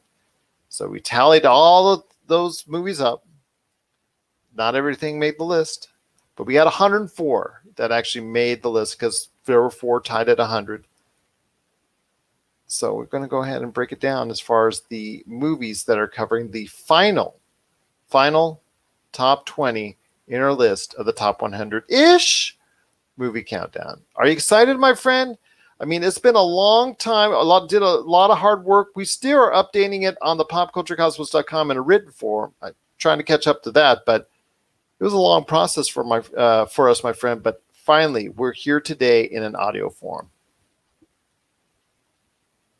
Yes, we've made it. We cue the award show music. Da, da, da, da, da. Yes, we should be in tuxes. Woo! We need we should should be in tuxedos. We need to borrow some sports crowd music from EA just to get it officially going, you know. You did that just to rub it in my face. Yes. Oh my gosh. How mean you are. But I will tell you what, my friend, I'm excited for it because it's finally here, the day that we're going to go ahead and break down everything for you on the top 100-ish movie countdown. So have you got your list, my friend? Have you got the list I sent you? I have the list. Okay. I want to make sure because, this is a list that I think a lot of people with these movies kind of will, at least some point in time, there's going to be a movie they're like, yeah, that's one of my favorites. I like that one. Or, yeah, I don't know what they were thinking. Somebody must have been on just some type of drugs, man. This might be the right time to tell everyone that every movie on this list is actually The Rise of Skywalker. So, I mean, yeah, I don't know if you want to tune out now, but yeah, this is just going to be an hour-long conversation about The Rise of Skywalker. No, it isn't. Stop, please. Don't turn off people. But I want to go ahead and give a big shout out to everyone out there that took the time to create a top 10 to go ahead and send it in to us. We truly appreciate it. Also, want to give a big shout out to Bill. Thank you again for the nice email that you sent. I got it. And I'll tell you what, I just truly appreciate your thoughts and support on our previous shows as well. I want to give you a big heads up. I'm going to send it to Josh as well so we can go ahead and look it over. But again, we truly appreciate all the stuff that you sent in as far as your comments on the show, your thoughts, your insight, your opinions. We truly appreciate it. We take value on it. And again, everybody else out there, if you want to go ahead and send comments to us, please, you can go ahead and do so today. popculturecosmos@yahoo.com. Also as well, Pop Culture Cosmos on Twitter, Facebook, Instagram, Humanica Media, Facebook, Instagram, Twitter, Game Source, same thing, Facebook, Twitter, and then, of course, now Pop Culture Cosmos on TikTok. Share your thoughts with us on your favorite movies. We'd love to hear your thoughts on that. We'd love to hear from you. it'd be great to go if you go ahead and did so, or comments right there. We'll be glad to just check them out and be able to go ahead and interact with you right here at the Pop Culture Cosmos. So I think I've delayed a little bit long enough, right? I think I've delayed long enough. Delay long enough or whatnot. Do you need suspenseful music? Will that help? Dun, No, dun, pon, dun, dun, dun, dun. Then Inception, ready Inception soundtrack. Wah, wah. What's next? Dunkirk. Okay, we're good. Yeah. Well, let's go ahead and start off on the list with number 20 again. I know we said it on a previous show, but this was probably the most oddball for me movie that's there. It's a 1950s movie. It's The Good Humor Man. And I think for me, the most identifiable aspects, I did see a couple of scenes from it to check it out, was the original Superman, George Reeves, the one from the TV show way back when it was black and white. And then it got into color, I think, as well. But George Reeves was one of the co-stars in it. He wasn't even the star. So this was a movie that kind of just stood out as far as people voting on it. And The Good Humor Man is at number 20. I know you couldn't say much on it then. So I know, Josh, you're not going to be able to say much about it now. But it's funny how that movie just of all the movies on the list of the top 100, that stuck out the most for me. Do you think that the Good Humor Man's before he tells a joke, he stops and he looks both ways just to like see who's around him, or is his superpower the just knowing that there's nobody around him? Yeah, whatever. Yeah. I don't know if I don't know if I should agree or disagree with that statement. Haven't seen the movie. If it's really like in the top 20 though, maybe it's worth me checking out. So maybe it's worth me checking out too. Throw it on the list here. Throw it on the list. That list is getting pretty long, my friend. That's The Good Humor Man at number 20. 19 is a movie I believe you have probably seen because we have talked about it before on the show. It is another one of those tearjerker movies from Pixar. The folks at Pixar did just a great job on this one. It's the movie Up. So before I go ahead and tell you my thoughts on it, I want to hear your thoughts on the movie Up. It made me cry. It's I know grown men don't do that, but I do in Pixar movies. It was sad. It was sad. You know, it was one of those things. Like, I'm surprised at how sad it was for a kids movie. It honestly, like, there is something in there for everybody. Like, anyone who has ever lost a grandparent or watched like a grandparent like live alone, like that really hits home for you and for me. And you know what made it even worse, not worse, but like what really like gave you the emotional punch in the face was the fact that there were dogs in this movie. And you know, that's almost cheating in its own right, but oh my gosh, it's such a great film. Very sad, but it is a really, really great film. When it comes to Up, where do you put it in the pantheon of Pixar movies, my friend? Because I've told you about how much I loved Incredibles and Incredibles 2. Up is really high up there. Coco is really, really high up there for me as well. I think it does belong in my top 10 somewhere in the Pixar movies. It may even go top 5. So I want to hear your thoughts on where where does it really go with you as far as the movie is concerned, as far as in the Pixar list, the Pixar bookshelf of DVDs, how quick are you to get that one out? I'd say it's in my top 3. Coco's definitely my number 1. Incredibles number 2. Up would be number 3, and I'd say number 4 would be Toy Story. And then, you know, as for number 5, I don't actually know if I have a number 5. So it's in my top 4. Wow, that's pretty high up there. I mean, Up is an emotional roller coaster, and like you said, it does shed a light on the elderly. And with so much going on with coronavirus and it affecting the elderly community the hardest, and it does shine a light on that as far as the solitary, lifestyle that a lot of the elderly live. I have my mom. She has that same type of deal where she lives quite often for periods of time out there, without getting to see her a lot of people out there in her everyday life. So I want to go ahead and say I can relate to it as well, because just Up is just such an emotional roller coaster, and the job that Ed Asner plays as the old man, I think, was just a truly great performance, and doing the voiceovers on that. And again, Pixar just knows how, as a whole, as a studio, I know I have a friend that works at Pixar, and big shout out to you. I won't say his name on the air, but yeah, big shout out to you. You know who you are. Pixar does such a great job at pulling at the heartstrings, my friend. I think they really do. Yeah, they know there's some good writing going on there. That's for sure. It's it's unlike anything I've ever seen before, and it's it's unfortunate that they're only able to make so many films a year, but yeah, they do a great job of writing, and like they are very sensitive to how people empathetic, I guess would be the word. Like they can really tell what people are going to feel from things, and I think that that's kind of a lost art in filmmaking these days.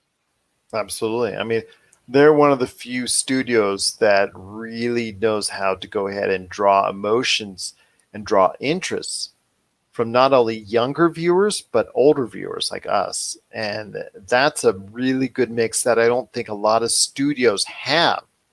Yeah, I know we can pick on some movies in the Pixar realm and say, maybe that's not really the best idea, or that's really maybe not the best story. But for the most part, as a whole, even with the movie that they released earlier this year with Tom Holland and Chris Pratt, that had some emotional weight and emotional value to it. And you see that now with it coming up with Soul, with Jamie Foxx's character. I mean, it's just something that you really can connect with their movies, because they know, again, how to reach almost a whole broad area of audiences out there. It just seems like they can go ahead and affect more people than any other studio.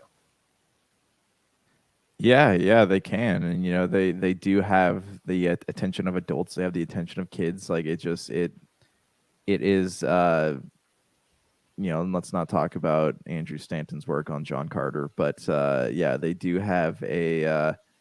have a hold on people, and it's not just that, but I mean, a lot of their stuff gets turned into attractions, and it sells toys. Like it is really the Pixar is like the perfect film studio, and it's like it's crazy to think that a 2-hour movie can have such an influence on people. Like I would almost say that Pixar has the same amount of influence on people as some of these big superhero films do. That's Up at number 19. Number 18, my friend, is one that you're familiar with as I am. I think it was a really good movie. It was one of Tom Hanks's better performances, but not his best. But I think he did such a great job with it. It brought so many different things. Like, I love Robert Zemeckis' whole cinematography of the film, especially the running scenes. It's Forrest Gump. And especially the scenes where he goes ahead and runs across America. I just love those scenes. But of course, just the history, the time frame, how it evolves as far as and brings in on these montages, things from all over that happened, and how Forrest Gump was supposedly a part of it. So I want to hear your thoughts on Forrest Gump. So this was one I didn't watch till later on in life. My dad's a huge fan of this movie. He always likes to go to Bubba Gump's, the shrimp place, and like they always do they have the Universal signs. Studios. Yeah, if you need a refill, you flip the sign. It says "Run Forrest Run" or whatever it is. But my dad's a huge fan of this movie. I think it really captured a moment in time. It's definitely. I don't think it's a film you could get away with making today, but I can see why it's such a classic film, and to me it's something that I would have trouble watching again, but like there's so many things about this movie that are incredibly well done, and like I can see why it's so widely applauded even today. And it came during a period of time for Tom Hanks where he was getting nominated continuously during this period of the 90s. And he had so many hits, one after another, after another, after another, that this is one of his more memorable turns. And people can quote lines that haven't even seen the film, that they can quote lines from it. And you've reached a level of fandom, or you reached a level of pop culture when you can quote a line like the box of chocolate lines and all that, that you haven't even seen the film, yet you can quote lines from it. Yeah, well, it's like the whole thing with Seven, like right, like what's in the box. Like no one's seen that movie, but it still gets so widely quoted every time someone opens a present on Christmas, and it kind of has that same mentality. I think it's a great film. You know, it's the everyone remembers the ping pong scene. Like I remember being shown that in school. Just it's like, hey, it relates to physics or whatever it might be, and like um the whole thing with Jenny run, and like the whole run Forrest run. Yeah, it is widely quoted, and it's like I think it belongs to a class of classic films that we will never see the likes of again. That's number 18. That's Forrest Gump. Number 17 is a film I know you like. We talked about it on the PCC Multiverse a little bit, and it's something that is part of the backbone of Universal Studios, and that is number 17, Jurassic Park. So I want to hear your thoughts because you have so much more kind words. You and Rob McCallum, our good friend from Rob McCallum Films. You guys both have such kind words about Jurassic Park. So I'm not exactly the best person to talk about it. I think you are a much better person to talk about it with number 17, Jurassic Park. It is an absolutely magical film. I mean, who does not remember? So I remember this the first time I saw this movie. I was a kid. Oh, the John White just still gives me chills this very day.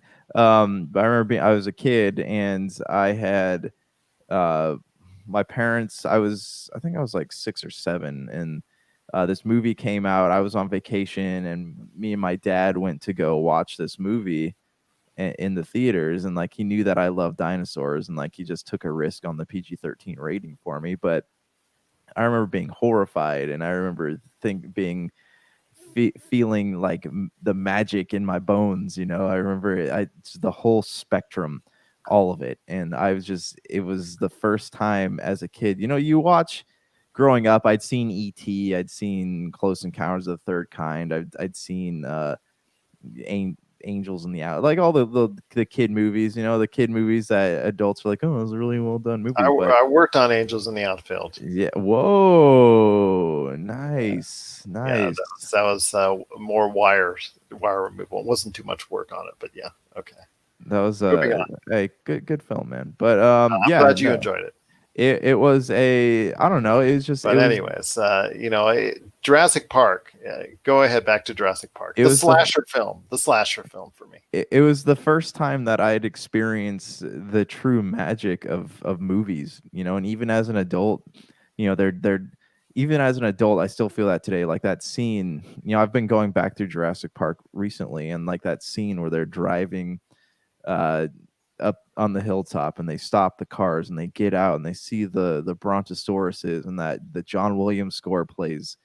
And I believe that was filmed at Cool Oil Ranch. I was there last year. I got a great shirt from it. But yeah, I was there in the area in Hawaii where they filmed those scenes for it, and you get that vibe. You definitely get that vibe. Yeah, well, you feel the magic, and I don't know. It's the first time, like I said, it's the first time in my life that I had ever experienced movies as an experience and not just something to kill time. And that's what I really appreciate about it. But you obviously have some thoughts on here, so tell me about your. I told you, slasher. Yeah. Steven Spielberg is one of the greatest horror movies ever, but people don't even realize it. They don't realize it at all because they don't realize how much horror elements that he has in there. I mean, the shocking scene at Raiders of the Lost Ark when they uncover and just the Ark of the Covenant gets opened up and the guy's faces melts and pop out and all that stuff. That's an element of horror right there. and also the gruesome deaths in the Raiders of the Lost Ark series. Jurassic Park is a glorified slasher film. It's very stylistic. Obviously, it has cutting edge special effects at that point in time, and mystical and wonder that it was actually really kind of cool to watch. But then, to me, even if the great Samuel L. Jackson's in there only for a short period of time, and unfortunately it was cut short. Pardon the pun. That it just was for me, just piece by piece, one by one. Pick off this one, pick off that one. The raptor pick off this one. The dinosaur picks off that one. Just to me, it was a glorified slasher film. Again, it just goes back to what I think about Steven Spielberg as being a truly underrated horror director. But I can see why people really get into it. But that's where the series has gone. It's just into more and more tinge of horror. Some of it hasn't been for the good, because in the Chris Pratt films, it just seems to, especially the last one, that one just really just devolved into just a bad movie. That was a really bad movie. So that's it. It has that wonder that people seem to just be fascinated with the prospect of dinosaurs, but still, there's just so much that I may have not been able to go ahead and really take in as well as other people. And I'm happy for those like you and Rob and so many others that love Jurassic Park, and that's why it's on our list at number 17. So. Again, for me, I haven't been able to connect with it as much as other people, but still, I appreciate it for what it is and what it's done for the industry. And that's, again, number 17, Jurassic Park. Number 16, one of the best Westerns I've ever seen. I don't know if that'll stay in edit, but we'll see. I don't know if that'll stay in post, but that was pretty bad. It's The Good, the Bad, and the Ugly. It is truly one of the best spaghetti westerns of all time. I know Once Upon a Time in the West, a lot of people really think that one's good. That was a really excellent film as well. Fistful of Dollars. But for me, The Good, the Bad, and the Ugly was truly a classic watch. Like I said, one of the best, if not the best spaghetti western that I have seen. Eli Wallach's performance was tremendous. So I want to hear your thoughts on The Good, Bad, and the Ugly, because that music, you know it when you hear it. And even though you may not have seen the film, it's really something that people can connect with, because it has that vibe of, this is the mysterious dark good guy. This is the mysterious dark bad guy. And this is the guy here in the middle that's trying to play off both sides.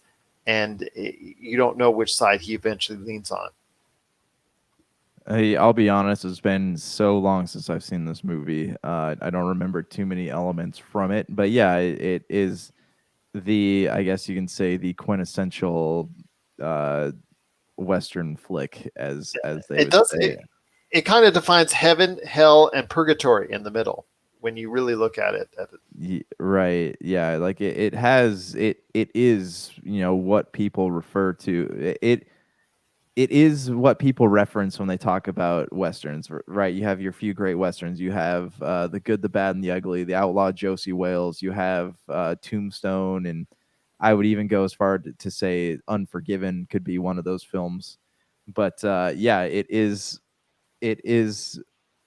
has all the elements of what made the Western genre so great.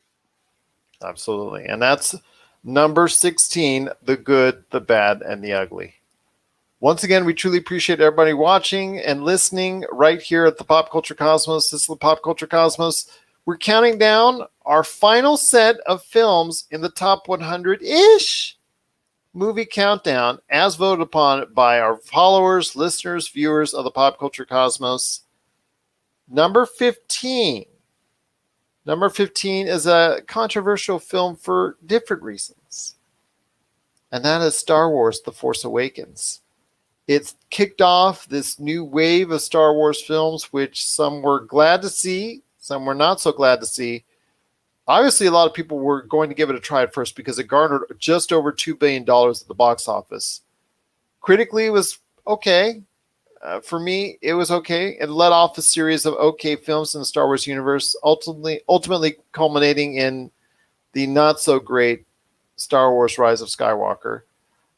I want to say it is the most enjoyable of the Star Wars films that I have seen of this new batch 2015 on. Rogue One may be the best of them, but all of them have their major flaws. So I want to hear your thoughts on Star Wars: The Force Awakens. Like I said, probably the easiest watch of all these newer Star Wars films that you could say that have been around since 2015 and beyond. So Star Wars: The Force Awakens was the first movie in a long time I was truly excited to watch. I thought that it was a pretty top tier Star Wars film. And I don't like what happened afterwards, but this was like the I got the same vibe watching this as I got with New Hope. Like, what is going to happen next? And it was so cool to revisit this thing, go back to this world. It was shocking when Han Solo died. Like, it had all the things that a good Star Wars movie should have, and then the stuff happened afterwards, and that's they honestly should have just let J.J. Abrams have the entire trilogy, because I think we would have gotten something a whole lot different from what we've received. But I think that Star Wars: The Force Awakens is a pretty good Star Wars movie. Like I said, for me, it's an easy watch. I gave it, I think, around 7.5. I think there are flaws with it, but it's a good watch. Of these films that have come out, I think Rogue One I could probably watch again. Solo, after the first 10 minutes, I can watch again. Rise of Skywalker, I can maybe do without. Last Jedi, again, if I'm not watching the casino scene, which was when you're on the casino planet, really just time wasted. I think it's probably a watchable movie. But yeah, The Force Awakens for me is the one that can always be that movie like in the background. You can always have on and always catch it and always just enjoy or appreciate something about it. So I can see why a lot of people still like it. In fact, again, it was the only one of the movies that garnered of this new set of Star Wars films over $2 billion. So I ask you, my friend, after Star Wars: The Force Awakens, it kind of went on a small step-by-step ladder leading to the final disappointment that is Star Wars: The Rise of Skywalker. And again, I agree with you 100%. Had J.J. Abrams been given the chance to go ahead and direct all three, or if he would have taken upon the chance to direct all three, I think The Rise of Skywalker and the middle version, whatever it would have been called, whether it's The Last Jedi or something else, would have been far entirely different as the trilogy is concerned. Because he wouldn't have had to spend the whole time retconning what would happen in the previous film. Yeah, I think that having Rian Johnson, like, it got a lot of people talking about Star Wars, but I don't think that it was great publicity. Look at how much people are, even the actors are just so beaten down on Star Wars. The fans are so beaten down on Star Wars. Like, John Boyega doesn't want anything to do with the Star Wars universe. He doesn't want anything to do with it. Yeah, and like you talk to anyone, they're like, oh, I don't want any more Star Wars, which is funny because we hadn't had Star Wars for like 20 plus years, and now like you have this beautiful opportunity, and it was just absolutely wasted. And they took a property that people loved and respected and even worshipped in its own right, and they dragged it through the mud because they were trying to be I don't know, progressive or what's that word when meta is the word, like out there, like it's not what you expect it to be, it's out there. Like that's what they're trying to do with it, and that ended up biting them in the butt. So like had J.J. Abrams done the middle film, I think that we'd be seeing like a trilogy that's a lot different from what we're seeing what currently exists. And we'll have to wait and see what the long lingering effects of this, because you and I have talked about that as well on the shows, is what are the long lasting effects of the disappointments of the succeeding films. And that's something that we're going to see as far as with the younger generations. I mean, you and I can still appreciate it, but in 3-4 years, because it's been delayed a year for the next Star Wars, what are we going to get? What are the residuals? What are the expectations? They can't be what they were before, because you have what happened with Star Wars: The Rise of Skywalker, and you have the disappointments from there. So generations now, the younger audiences, like my kids, the kids that are around with you right now, what are their thoughts are going to be on Star Wars going forward? Will they have that same kind of love? I mean, those questions are now up to debate. up for debate, and it all emanated and started with the, I guess you could say, Star Wars Force Awakens, and how it went as a series all downhill from there. What are your thoughts out there on what we're talking about so far on the list? Please share your thoughts. popculturecosmos@yahoo.com. We're coming right back with more great films coming up right after this, right here on the Pop Culture Cosmos. Coming up next, my friend, at number 14 on the top 100-ish movie countdown, You Can't Handle the Truth, my friend, because A Few Good Men is number 14 on our list. So I want to hear your thoughts on another Jack Nicholson performance playing Jack Nicholson. I'm going to have to hand the stage to you because I've never seen this movie before. I've heard it quoted, much like we talked about earlier, but I have never seen it. Again, if you've seen one Jack Nicholson performance, it's truly great, but it is another one of the many Jack Nicholson performances that he plays Jack Nicholson. So if you really are into what Jack Nicholson does as the general who just constantly defies the inquiries from Tom Cruise, Demi Moore, and the characters there in the middle of the courtroom and all that, and because it led to a soldier's death in the very beginning. To me, it's still a good film. Kind of still holds up today. I know it was filmed so many years ago, but it still has its endearing value. Obviously, it's very well thought of because it's at number 14 on our list. But with Jack Nicholson, I mean, he just commands the screen each and every time. Even when you have top flight AAA actors and actresses like Demi Moore, Tom Cruise, and the like, still, Jack Nicholson is going to take the scene and steal the scene each and every time out because he does such a great job of playing himself and bringing himself into the character each and every time out. So that's number 14. It's A Few Good Men, and it's still, even today, it's a pretty good watch. But yeah, it is Jack Nicholson right there, just boom, right at you. Number 13 is one of the films that are out there from two guys that just introduced a series upcoming to Amazon that I think they're ghost hunters and whatnot. It is Simon Pegg and Nick Frost. And this is, I guess, I don't know. I thought Shaun of the Dead was the most beloved, but I guess this is because Hot Fuzz is at number 13. I've seen it. I thought it was funny. I didn't think it was the greatest thing in the world, but I thought it was kind of cool. So I want to hear your thoughts on Hot Fuzz, which I guess has left a big enough impression with our fans and followers that it's number 13 on our list. So this is of with my friends, like Hot Fuzz is the most quoted Simon Pegg, Nick Frost film. To me, it was the only one that I fell asleep watching. So it's everyone else clearly has different opinions than I do of it, but it is, they kind of make fun of things in each one. They had in the first one where Shaun of the Dead, they made fun of horror movies. Hot Fuzz, they made fun of action movies. At World's End, they made fun of your like hangover type films, the drinking movies.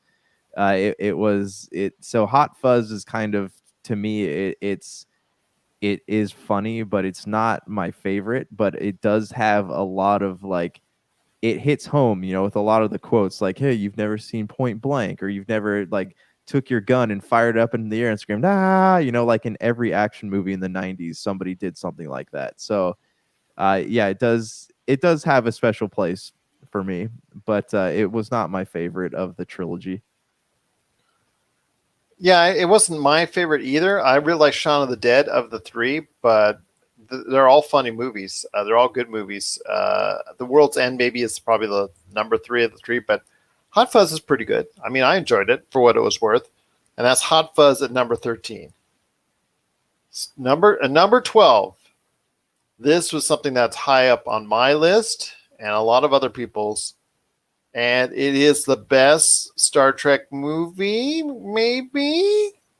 I don't know. It's in a close running with Star Trek 2009, the reboot. Both of them are excellent films. Excellent films, and I highly recommend it. But Star Trek II, The Wrath of Khan, Ricardo Montalban at his finest, playing one of the greatest movie villains ever. so cheesy, quoting Shakespeare, quoting literary greats at Moby Dick and the whole 9 yards at the whole entire time. Truly, it was over the top. William Shatner's best performance on film ever, and that's number 12, Star Trek II: The Wrath of Khan. And the heartbreaking, and I'm going to spoil it now for everybody, heartbreaking, quote unquote, death of Spock, which was truly a shock for people at that time. Yeah, I've heard people talk about this, never seen it, but it is right. It is something like there was a point in time where like you could go to Walmart and you could find these DVDs, for about $5 a piece. And like even like working at Best Buy, I remember stocking box sets, but I did want to go back and watch these, but then like having to go back through and watch all the series and just to get my continuity down, like it sounded exhausting, so I didn't do it. But I know that these movies mean quite a bit to you, and your passion for Star Trek makes me feel like maybe one day I might go actually find the time to go back and watch Star Trek. Just don't watch the previous movie, because that's a snooze fest and that'll take you out of the series. I'm going to just tell you right now. Star Trek 2, I think maybe for me, it's probably even more redeeming because of the fact that the original Star Trek movie, Star Trek, the original motion picture, was such a slog. It's so slow and not greatly received, even though it did a decent bit of money at the time. But it was just not very well received. And again, it led to other Star Wars movies that were also not well received, because when this came out, The Wrath of Khan, and was so well received, so well loved, and is basically better than virtually anything made by Star Trek in a movie sense before the year 2000. And it's just such an incredible movie because it does play off of those themes. And the fact that it ties into the original series itself, because the characters, not just the folks on the Enterprise, but Ricardo Montalban's character and the story itself and what he phrases and what he references from. If you didn't watch the series, it's still okay because you're still able to get it, but it ties it so much even, it does so even more for those fans because it ties into an episode from the actual series that Ricardo Montalban was on in the original 1960 series. So it is a great watch. I truly enjoyed it. It is campy. It is over the top now. It is aged a little bit, but it is still one of the biggest over the top villainous movies of all time. Ricardo Montalban was at his cheesiest, finest performance out there, but it was it's a great watch. It's something that if you can watch it on cable or whatnot, it's truly a fun watch. It is number 12 and is Star Trek II: The Wrath of Khan. Khan! Bill Shatner going ahead and yelling that out. Number 11 is a movie that really defined the 90s when it came to special effects, cutting edge special effects, and that was T2. But beyond the cutting edge special effects was a great story there within, and just a truly cool film to watch. And you didn't know who was going to be left alive or who was going to die by the end of the film, but it was sure a fun thrill ride. And I think one of James Cameron's most underrated films. T2 at number 11. I actually really enjoyed T2, and of all the Terminator films, like that's the one that I could go back and watch, just as like a leisure film. Yeah, so this was a movie I remember I watched it when I was a kid. I saw it. I want to say I was like 7 years old. I watched with my dad, and my dad's an engineer, so naturally like that wouldn't happen. You think that's bad? Try watching Transformers with him, but no, it was a good flick. And I remember I got a PSP, and I was traveling up to Bass Lake up by Yosemite, and I was like, they have Terminator 2 on PSP movies. I need it. And so I went out and bought it, and I remember sitting there watching on the way up, and then forgot to charge the PSP, so I couldn't watch it. But Yeah, it is a movie. It is something that it is worth watching over and over again. It just really sucks that they followed such a great movie up with Terminator 3. Yeah, and the Terminator movies following that. So the Terminator movie series and Terminator IP has fallen on hard times since T2. One last thing before we go ahead and move on to our top 10, my friend, and that is this with Terminator. I think we've touched on it before, and I know we have touched on this before, but do you see ever a reboot coming that people can really get into when it comes to Terminator? I think they need to give it a rest, but I think it's something that will be brought back at some point in time.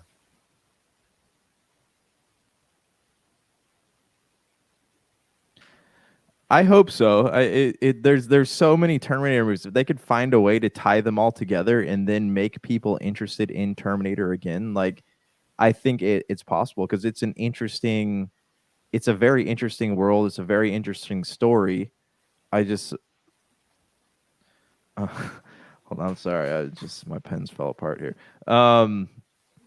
Yeah, no, I would hope so. I really liked the one with Christian Bale. I thought that was kind of a Salvation. yeah, I thought that was kind of a good direction for the film to go. Like it reached the point where they needed to stop traveling back in time and needed to address the war that was currently happening. And I think because they got so obsessed with the time travel aspect of the whole thing, it kind of ruined it. Like the series didn't evolve. They tried to cling so tightly to what made it a cult classic in the first place. And I think that much like the Alien franchise is what kind of did them in the end of it all. Well, it is a movie that a lot of people really enjoy, and it's a lot of people, it's a movie that a lot of people voted on as one of their top films, and it reached a high mark in our top 100-ish movie countdown, and that's number 11, Terminator T2. T2, T2. Terminator 2. T2, T2. All right, that was our 11 through 20 right there for you on the top 100-ish movie countdown. When we come up next, it is the top 10 right here on the top 100-ish movie countdown for Pop Culture Cosmos. It's Gerald Glassford coming right back at you here with Josh Peterson. We're now into the top 10, my friend, the top 10 in our top 100-ish movie countdown. And thank goodness, because I don't know how much more I can say top 100-ish with such a high pitch right there. Number 10, a really, really good superhero flick that really goes off the beaten path, so to speak. The middle film in the Jonathan Nolan Batman series, and possibly one of the best turns ever for the Joker with the late Heath Ledger, and that is The Dark Knight. So I want to hear your thoughts on our number 10 flick, The Dark Knight. Classic, love it. Most grounded like superhero film I think that I have ever seen. It is a great follow up to Batman Begins. It honestly, like, it feels like a movie that could take place in the real world, yet Batman is a superhero. It was so well written. It had so many elements to it, like the elements of a heist film, elements of a superhero film, and it asked a lot of really, really deep questions. A lot of philosophical questions. And that it led to that whole thing about who is the villain, right? Batman is trying to control chaos, but the Joker is on the side of the natural order. So who is really the bad guy there? There's just so much to take away from that film, and there's still things that I am discovering today. I love this. I love this film. Absolutely love it. Well, I'll tell you what, my friend, it's just something that I think a lot of people need to go ahead and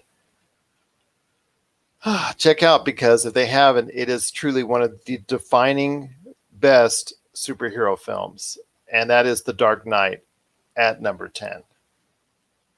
Number 9, my friend, number 9 is also another great film. In fact, that's all we're going to hit right now. It's just nothing but great films back to back to back to back, just truly just one hit after another.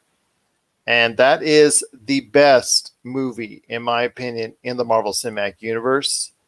A movie that is part superhero movie, part spy movie, part really, really, really good movie. and a movie that I think that has. I just say that right now that it's going to be a movie that I think is going to last as for a while as the one of the most revered in the Marvel Cinematic Universe history, and that is Captain America: The Winter Soldier. So I want to hear your thoughts on Captain America: The Winter Soldier. I know we've said it ad nauseum before, but to those just joining us and hearing why it's number 9 on our list, I just want to hear your thoughts on Captain America: The Winter Soldier. Well, this was the point where the Marvel Cinematic Universe took a really drastic turn. Like this was the place where it all happened, the place where superhero movies stopped, or the Marvel movies stopped being campy and became realistic. I'm just going to say the argument that Martin Scorsese has about these roller coaster rides and the Marvel Cinematic Universe films not being real films, it ends. It ends right film. there. Like it like breaks into like spycraft, like it feels. I can see why after seeing this, the success of this movie, that the Russos would be put in charge of such a big undertakings over at Marvel. And yeah, like this was the defining Marvel film for me. It's too bad like it kind of went a little more into the campy side before it reached Endgame and then came back down. But yeah, it was a really, really great film. I cannot say enough great things about it because it develops more, not only a well-rounded Chris Evans' character as Captain America, it gave you more an insight into him as a human being and him as a superhero in the film, but also as well helped even get you more insight into Black Widow, Samuel L. Jackson's character, and the fact that Robert Redford had one of the best villainous turns in the Marvel Cinematic Universe for Robert Redford in his 70s, still playing that level of character, truly was something that people need to check out. And if you have already, how good Captain America: The Winter Soldier is. It's usually now these days from when I hear a lot of people, their number 1 or their number 2 choice or whatnot, it's very high up. Very rarely do I hear it below their top 5. So Captain America: The Winter Soldier, with a lot of people, in fact, a lot of critics out there, they consider it the best. I know with us, I'm going to say right now, again, and I think I've said this before on air, that is my number 1 choice all time in the Marvel Cinematic Universe. Yeah, so I mean, a lot of people who I know don't like superhero films really enjoyed that movie. So I mean, if that doesn't speak leagues about what kind of film it is, then I don't know what would. That's again number 9, Captain America: The Winter Soldier. My friend, we continue on with our list. It's just a truly outstanding list now. We're really getting to some well-known movies and some movies that people all over can appreciate. But I'll tell you what, it's just been so great to talk to you about these movies in our top 100-ish movie countdown. Slice them and dice them, my friend, because number 8 is The Bride, a.k.a. Uma Thurman in Kill Bill Volume 1. And this was a bloody movie full of action. Quentin Tarantino really just amping up the blood and the gore, but still combining a revenge story that people can get into. So I want to hear your thoughts. It is disturbed at times. It is well written at times. And it does have that motivation to continue. So I want to hear your thoughts on Kill Bill Volume 1. I am a fan of Kill Bill. I honestly, I like the second one more than the first one, but just because it was such a, I was just getting into films around the time that this movie came out and like enjoying them as like pieces of art, but like this was kind of too far beyond even my ability to appreciate when it first came out. So I actually had to watch the movie a couple times before I was like, okay, I can get behind that. Yeah, I just a lot of good they take a lot of elements from a lot of different like genres, mostly like kung fu and like the noir films, and there's even like I would say there's a bit of western to it. But I think it was a really well done film, and I wouldn't mind going back and watching them, or even watching like a volume 3. I know that's been talked about for a while, but what are your thoughts? Just what I was going to touch upon. Just as I'm going to touch upon. In fact, Vivica A. Fox, who, spoilers, was one of the casualties in Kill Bill, she recently said a great idea because her daughter was at the very end of her scene where she perished.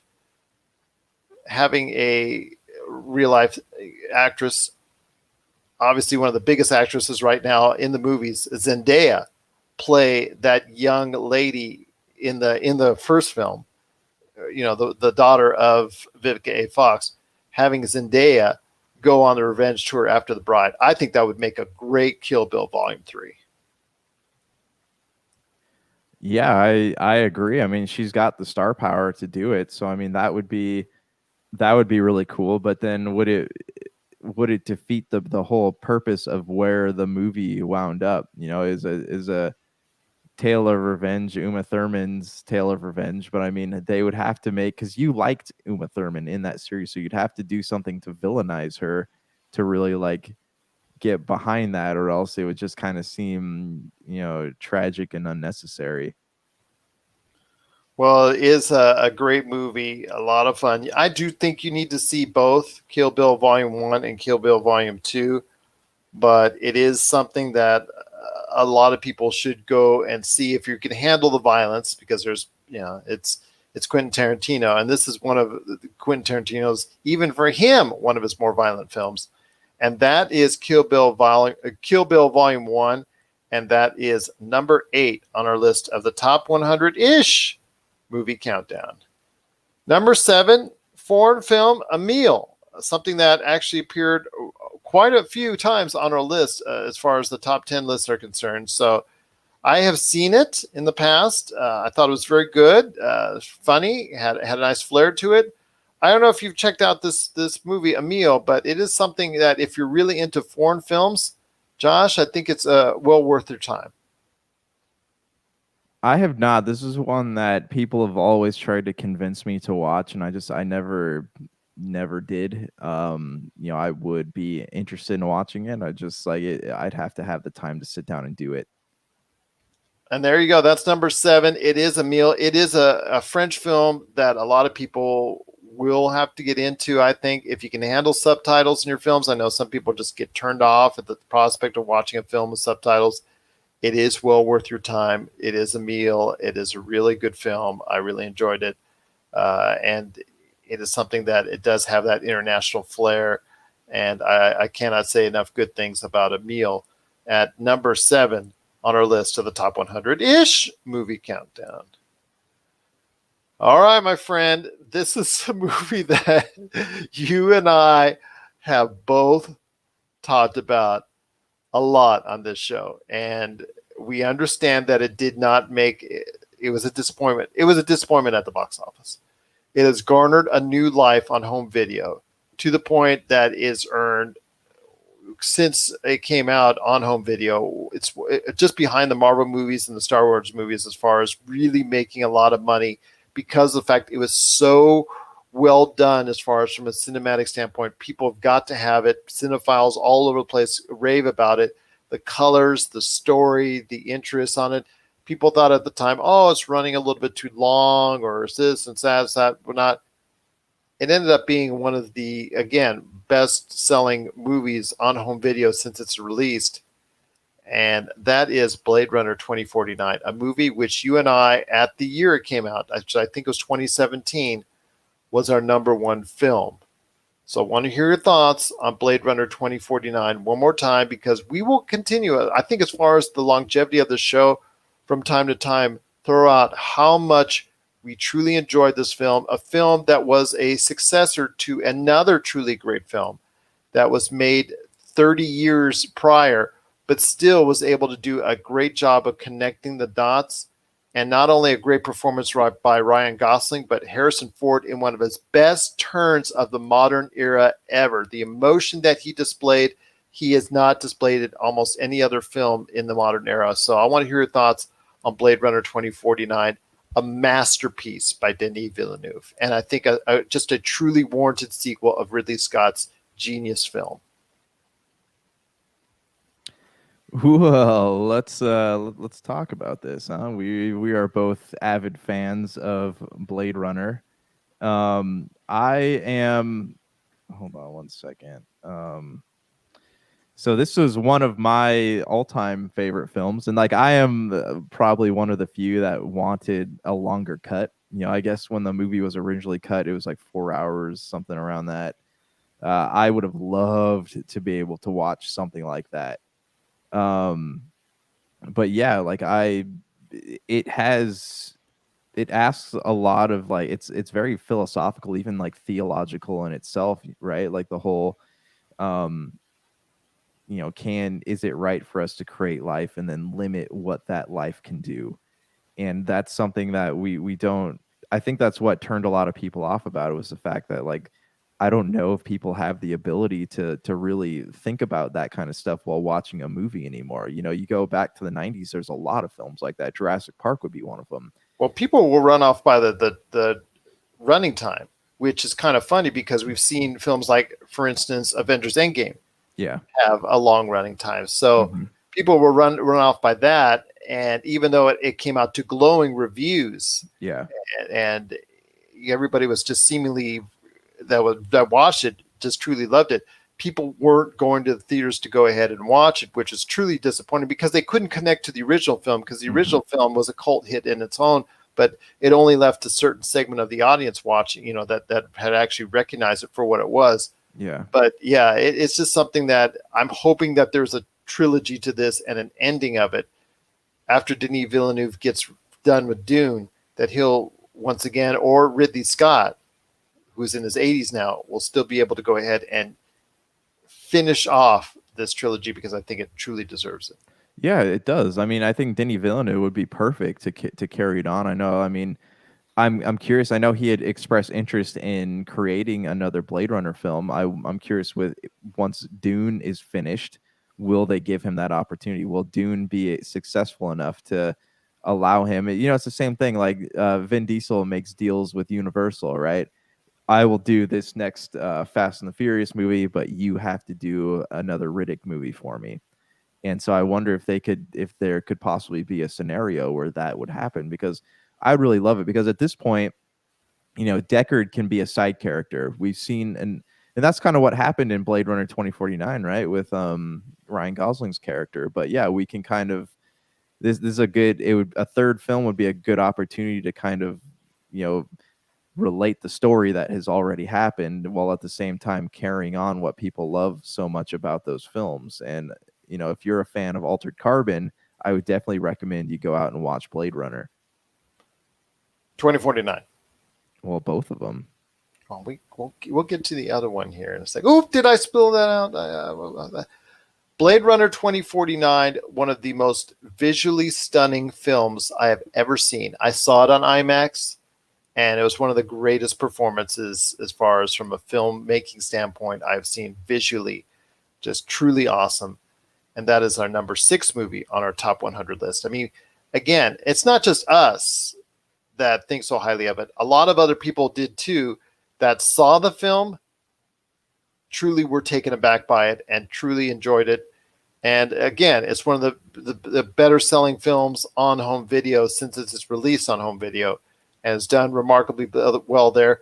Will it be enough to garner another sequel to make it a Blade Runner 3 to end this trilogy? Because there's some events in there in Blade Runner 2049 which kind of would hopefully be necessitating a third film in the trilogy. We'll have to wait and see, but it is Blade Runner 2049, one of the most visually stunning films of all time. Number 5, my friend, if you ever want to make a sequel, this is how you get it done. Star Wars The Empire Strikes Back.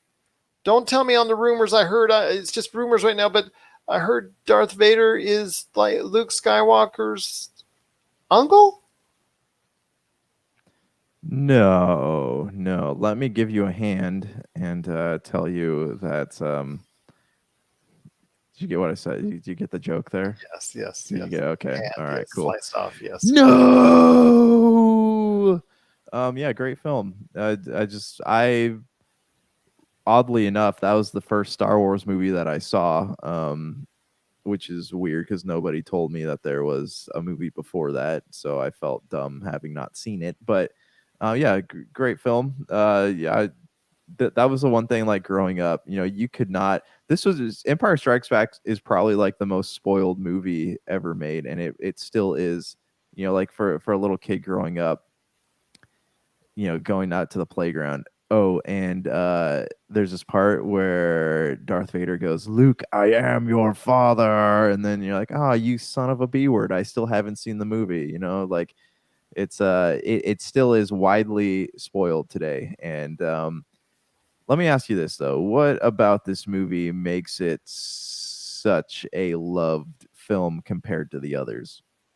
Well, I've told you my stories, and you can just go back on our previous episodes and you hear my conversations and why it's meant so much to me. Because I got taken out of my bed by my sister's ex-husband. We went there at 3 o'clock in the morning, saw the first showing on the first day. I had never seen a film of this magnitude in a theater before, and then the line was going at least a couple miles long, literally, for this film at that point in time, because that's what you had to do back in the day. But yeah, this film was so good because it not does only a great job of telling its own narrative within the confined space of telling its own narrative within the story, but it helps build the world and universe of Star Wars, and also ties in so well the events from the original Star Wars, but also at the same time sets up so much more in the Star Wars universe and also Return of the Jedi. It does all these different things, and that's why it's still, even today, so revered, so loved, and considered by the vast majority of Star Wars fans as the best of all the Star Wars movies, is because it does such a great job of doing everything right and checking off all the boxes, and is considered by many the best sequel of all time. And I can't say I disagree with everybody out there. Yeah, it really defines what the Star Wars universe is, what takes place, the whole bounty hunters and space battles and lightsaber fights and Yoda. Like it all the old Star Wars movie, all of it can be summarized in The Empire Strikes Back. And I think that is, what makes it such a great film, so iconic. And why people love it so much is that, like, hey, you don't have time for the build up, you don't have time for the conclusion.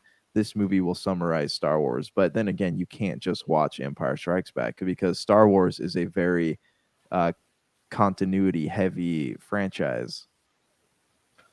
And that is number 5, Star Wars The Empire Strikes Back. Truly one of the greatest films out there, especially when it concerns the sci-fi genre. And if you haven't seen it, I think you've been living under a rock.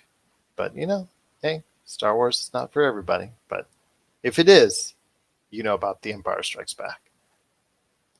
Number 4, because we're now in the top 5, my friend, of the top 100-ish movie countdown. And that is The Sound of Music. The hills are alive with the sound of music. And The Sound of Music is number 4. My kids, my wife, they still watch it to this very day. They have it right there. Ready to play. They still enjoy it. They still sing the songs from it. And it's a classic, and it endures even to this day. Yeah, I mean, I've seen it. It's cool, I guess. It's not something I go out of my way to watch, but I know a lot of people do like it. The people do sing it. Yeah, it's a movie.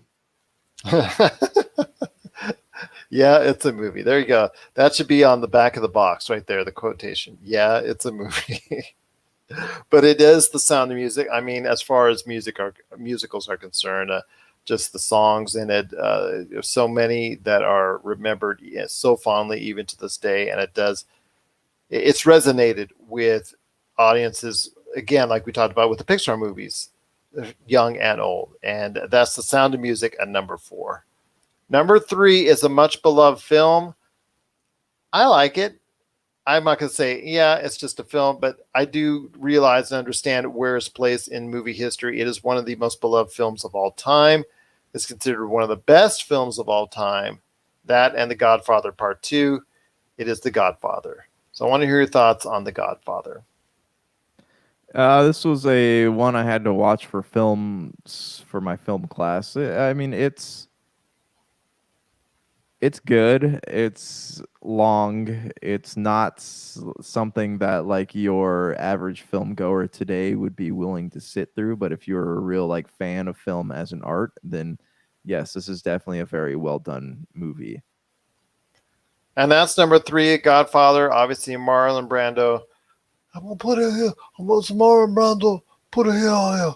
Yeah, it's just like that. That was very terrible, Marlon Brando. Sorry, I apologize for that. That is number 3, and that's the Ladies and Godfather. gentlemen, Marlon Brando just left the studio. We thank him for joining us. We wish him the best. Just thank you for stopping by the Pop Culture Cosmos. There you go. And that's number 3. That's the Godfather. Truly one of the outstanding works of cinema that's out there.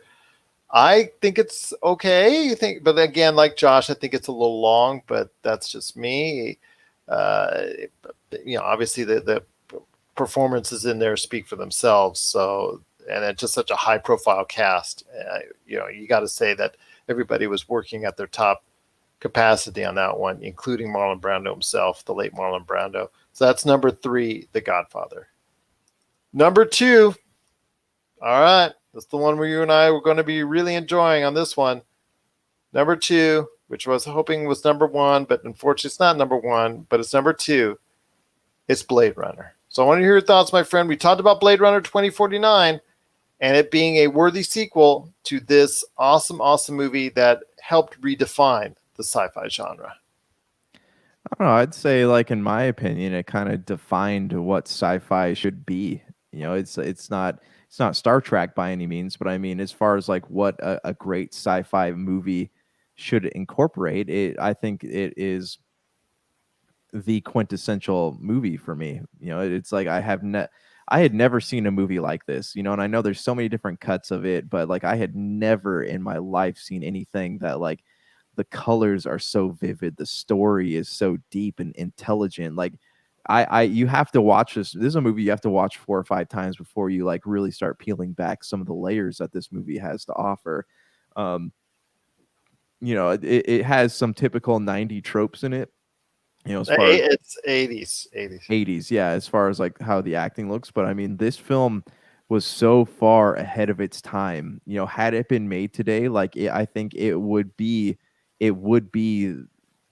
this generation's Star Wars. Like it has so many things to it. And like I had never, if you look at what was going on at the screen and like the year, like you would have never guessed that some of this stuff would be possible in that time, and it's oh my gosh, I truly love this movie. It's an absolute masterpiece. It's just a shame that not that many people have seen it that are growing up today. Couldn't agree with you more, my friend. It is, I think, my favorite film on my top 25 list, which you can check out on popculturecosmos.com. It's Blade Runner. It's truly an inspirational film to me. I've seen it a countless number of times. I think I'm going into the 20s. So I'm just telling you right now, it's a truly great film. Outstanding. Visionary film from that time that still holds up well today. And if you haven't seen it, you need to go out of your way to see it. You need to go out of your way and see it. And then after that, check out Blade Runner 2049. And again, appreciate everything that there is with Blade Runner, because Blade Runner at number 2, I think it's low. I think it's too low. I think it should be our number 1 film. But, this is not the way the vote worked out, but it's number 2. It's Blade Runner. Well, all right, my friend, we're here. Our list is now done in the top 100-ish movie countdown. So before we get to number 1, and I tell everybody out there, number 1, want to go ahead and thank again everybody for taking the time, all of our listeners, followers, and people who go ahead and check out us here at the Pop Culture Cosmos. Everything that we do, we truly appreciate it, and who took the time out to make their top 10 lists. This is it, the number 1 film. And the number 1 film of our top 100-ish movie countdown is, drumroll please,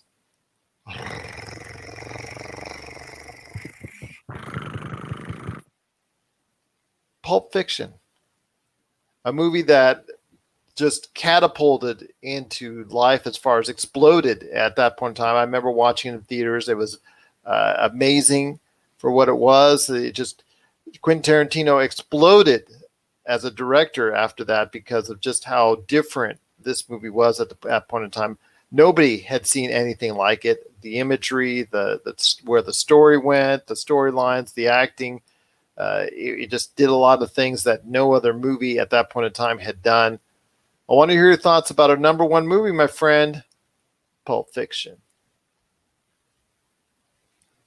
So this might make me sound unpopular, but I think the movie's great, but I don't think it's top tier. I think it did a lot. Ooh, I know we just lost like 12 listeners, but I think it's well done. It's written really well. It's got a lot of really great scenes, a lot of great acting, a lot of great like what in the world moments, but it's not something that like I look back, I'm like, yeah, I'm gonna watch that movie again. Yeah, I'm gonna watch that movie again. It's not that for me. And like I'm glad that it is for other people, but it never has really attached itself to me like it has to other people. I see why they like it, but it's just, it's one of those movies where it's so shocking, some of the parts in it, that I just don't need to watch it again. The imagery of that film, there's so many iconic imagery that's still left there.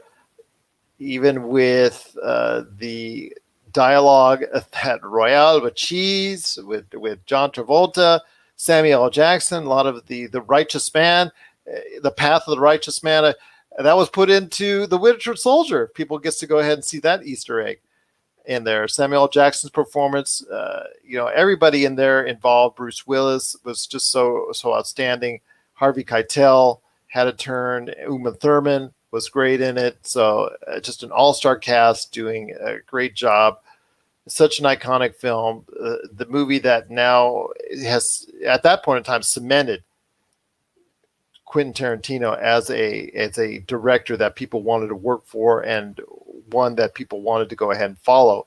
And that is Pulp Fiction, our number one film in our top 100-ish movie countdown. Well, all right, my friend. We're done. We're made done. It. We counted them all. We did count them down all the way down to from 104, or it was actually tied at 100, the four that were tied at 100, all the way down to number one. If you have any questions for us on our top 100-ish movie countdown, you can always go ahead and send us an email, popculturecosmos@yahoo.com, or check us out on our social media, Pop Culture Cosmos, Humanica Media, and Game Source on Facebook, Twitter, and Instagram, and also Pop Culture Cosmos on TikTok as well. All right, Josh, it's been a great episode. We got to count down our final 20 in our top movie list for our top 100-ish movie countdown. Any last thoughts on the way out? Yeah, we got to figure out another top 100 thing to do after this. Exactly. But let's give it a break for a little while and talk about all the things that are going on in pop culture, because I'm really kind of tired of saying top 100-ish so many times. Exactly. So for Josh Peterson, this is Gerald Glassford. It's another beautiful day in paradise right here in the Pop Culture Cosmos. We thank you for listening. And here's hoping you have yourself a great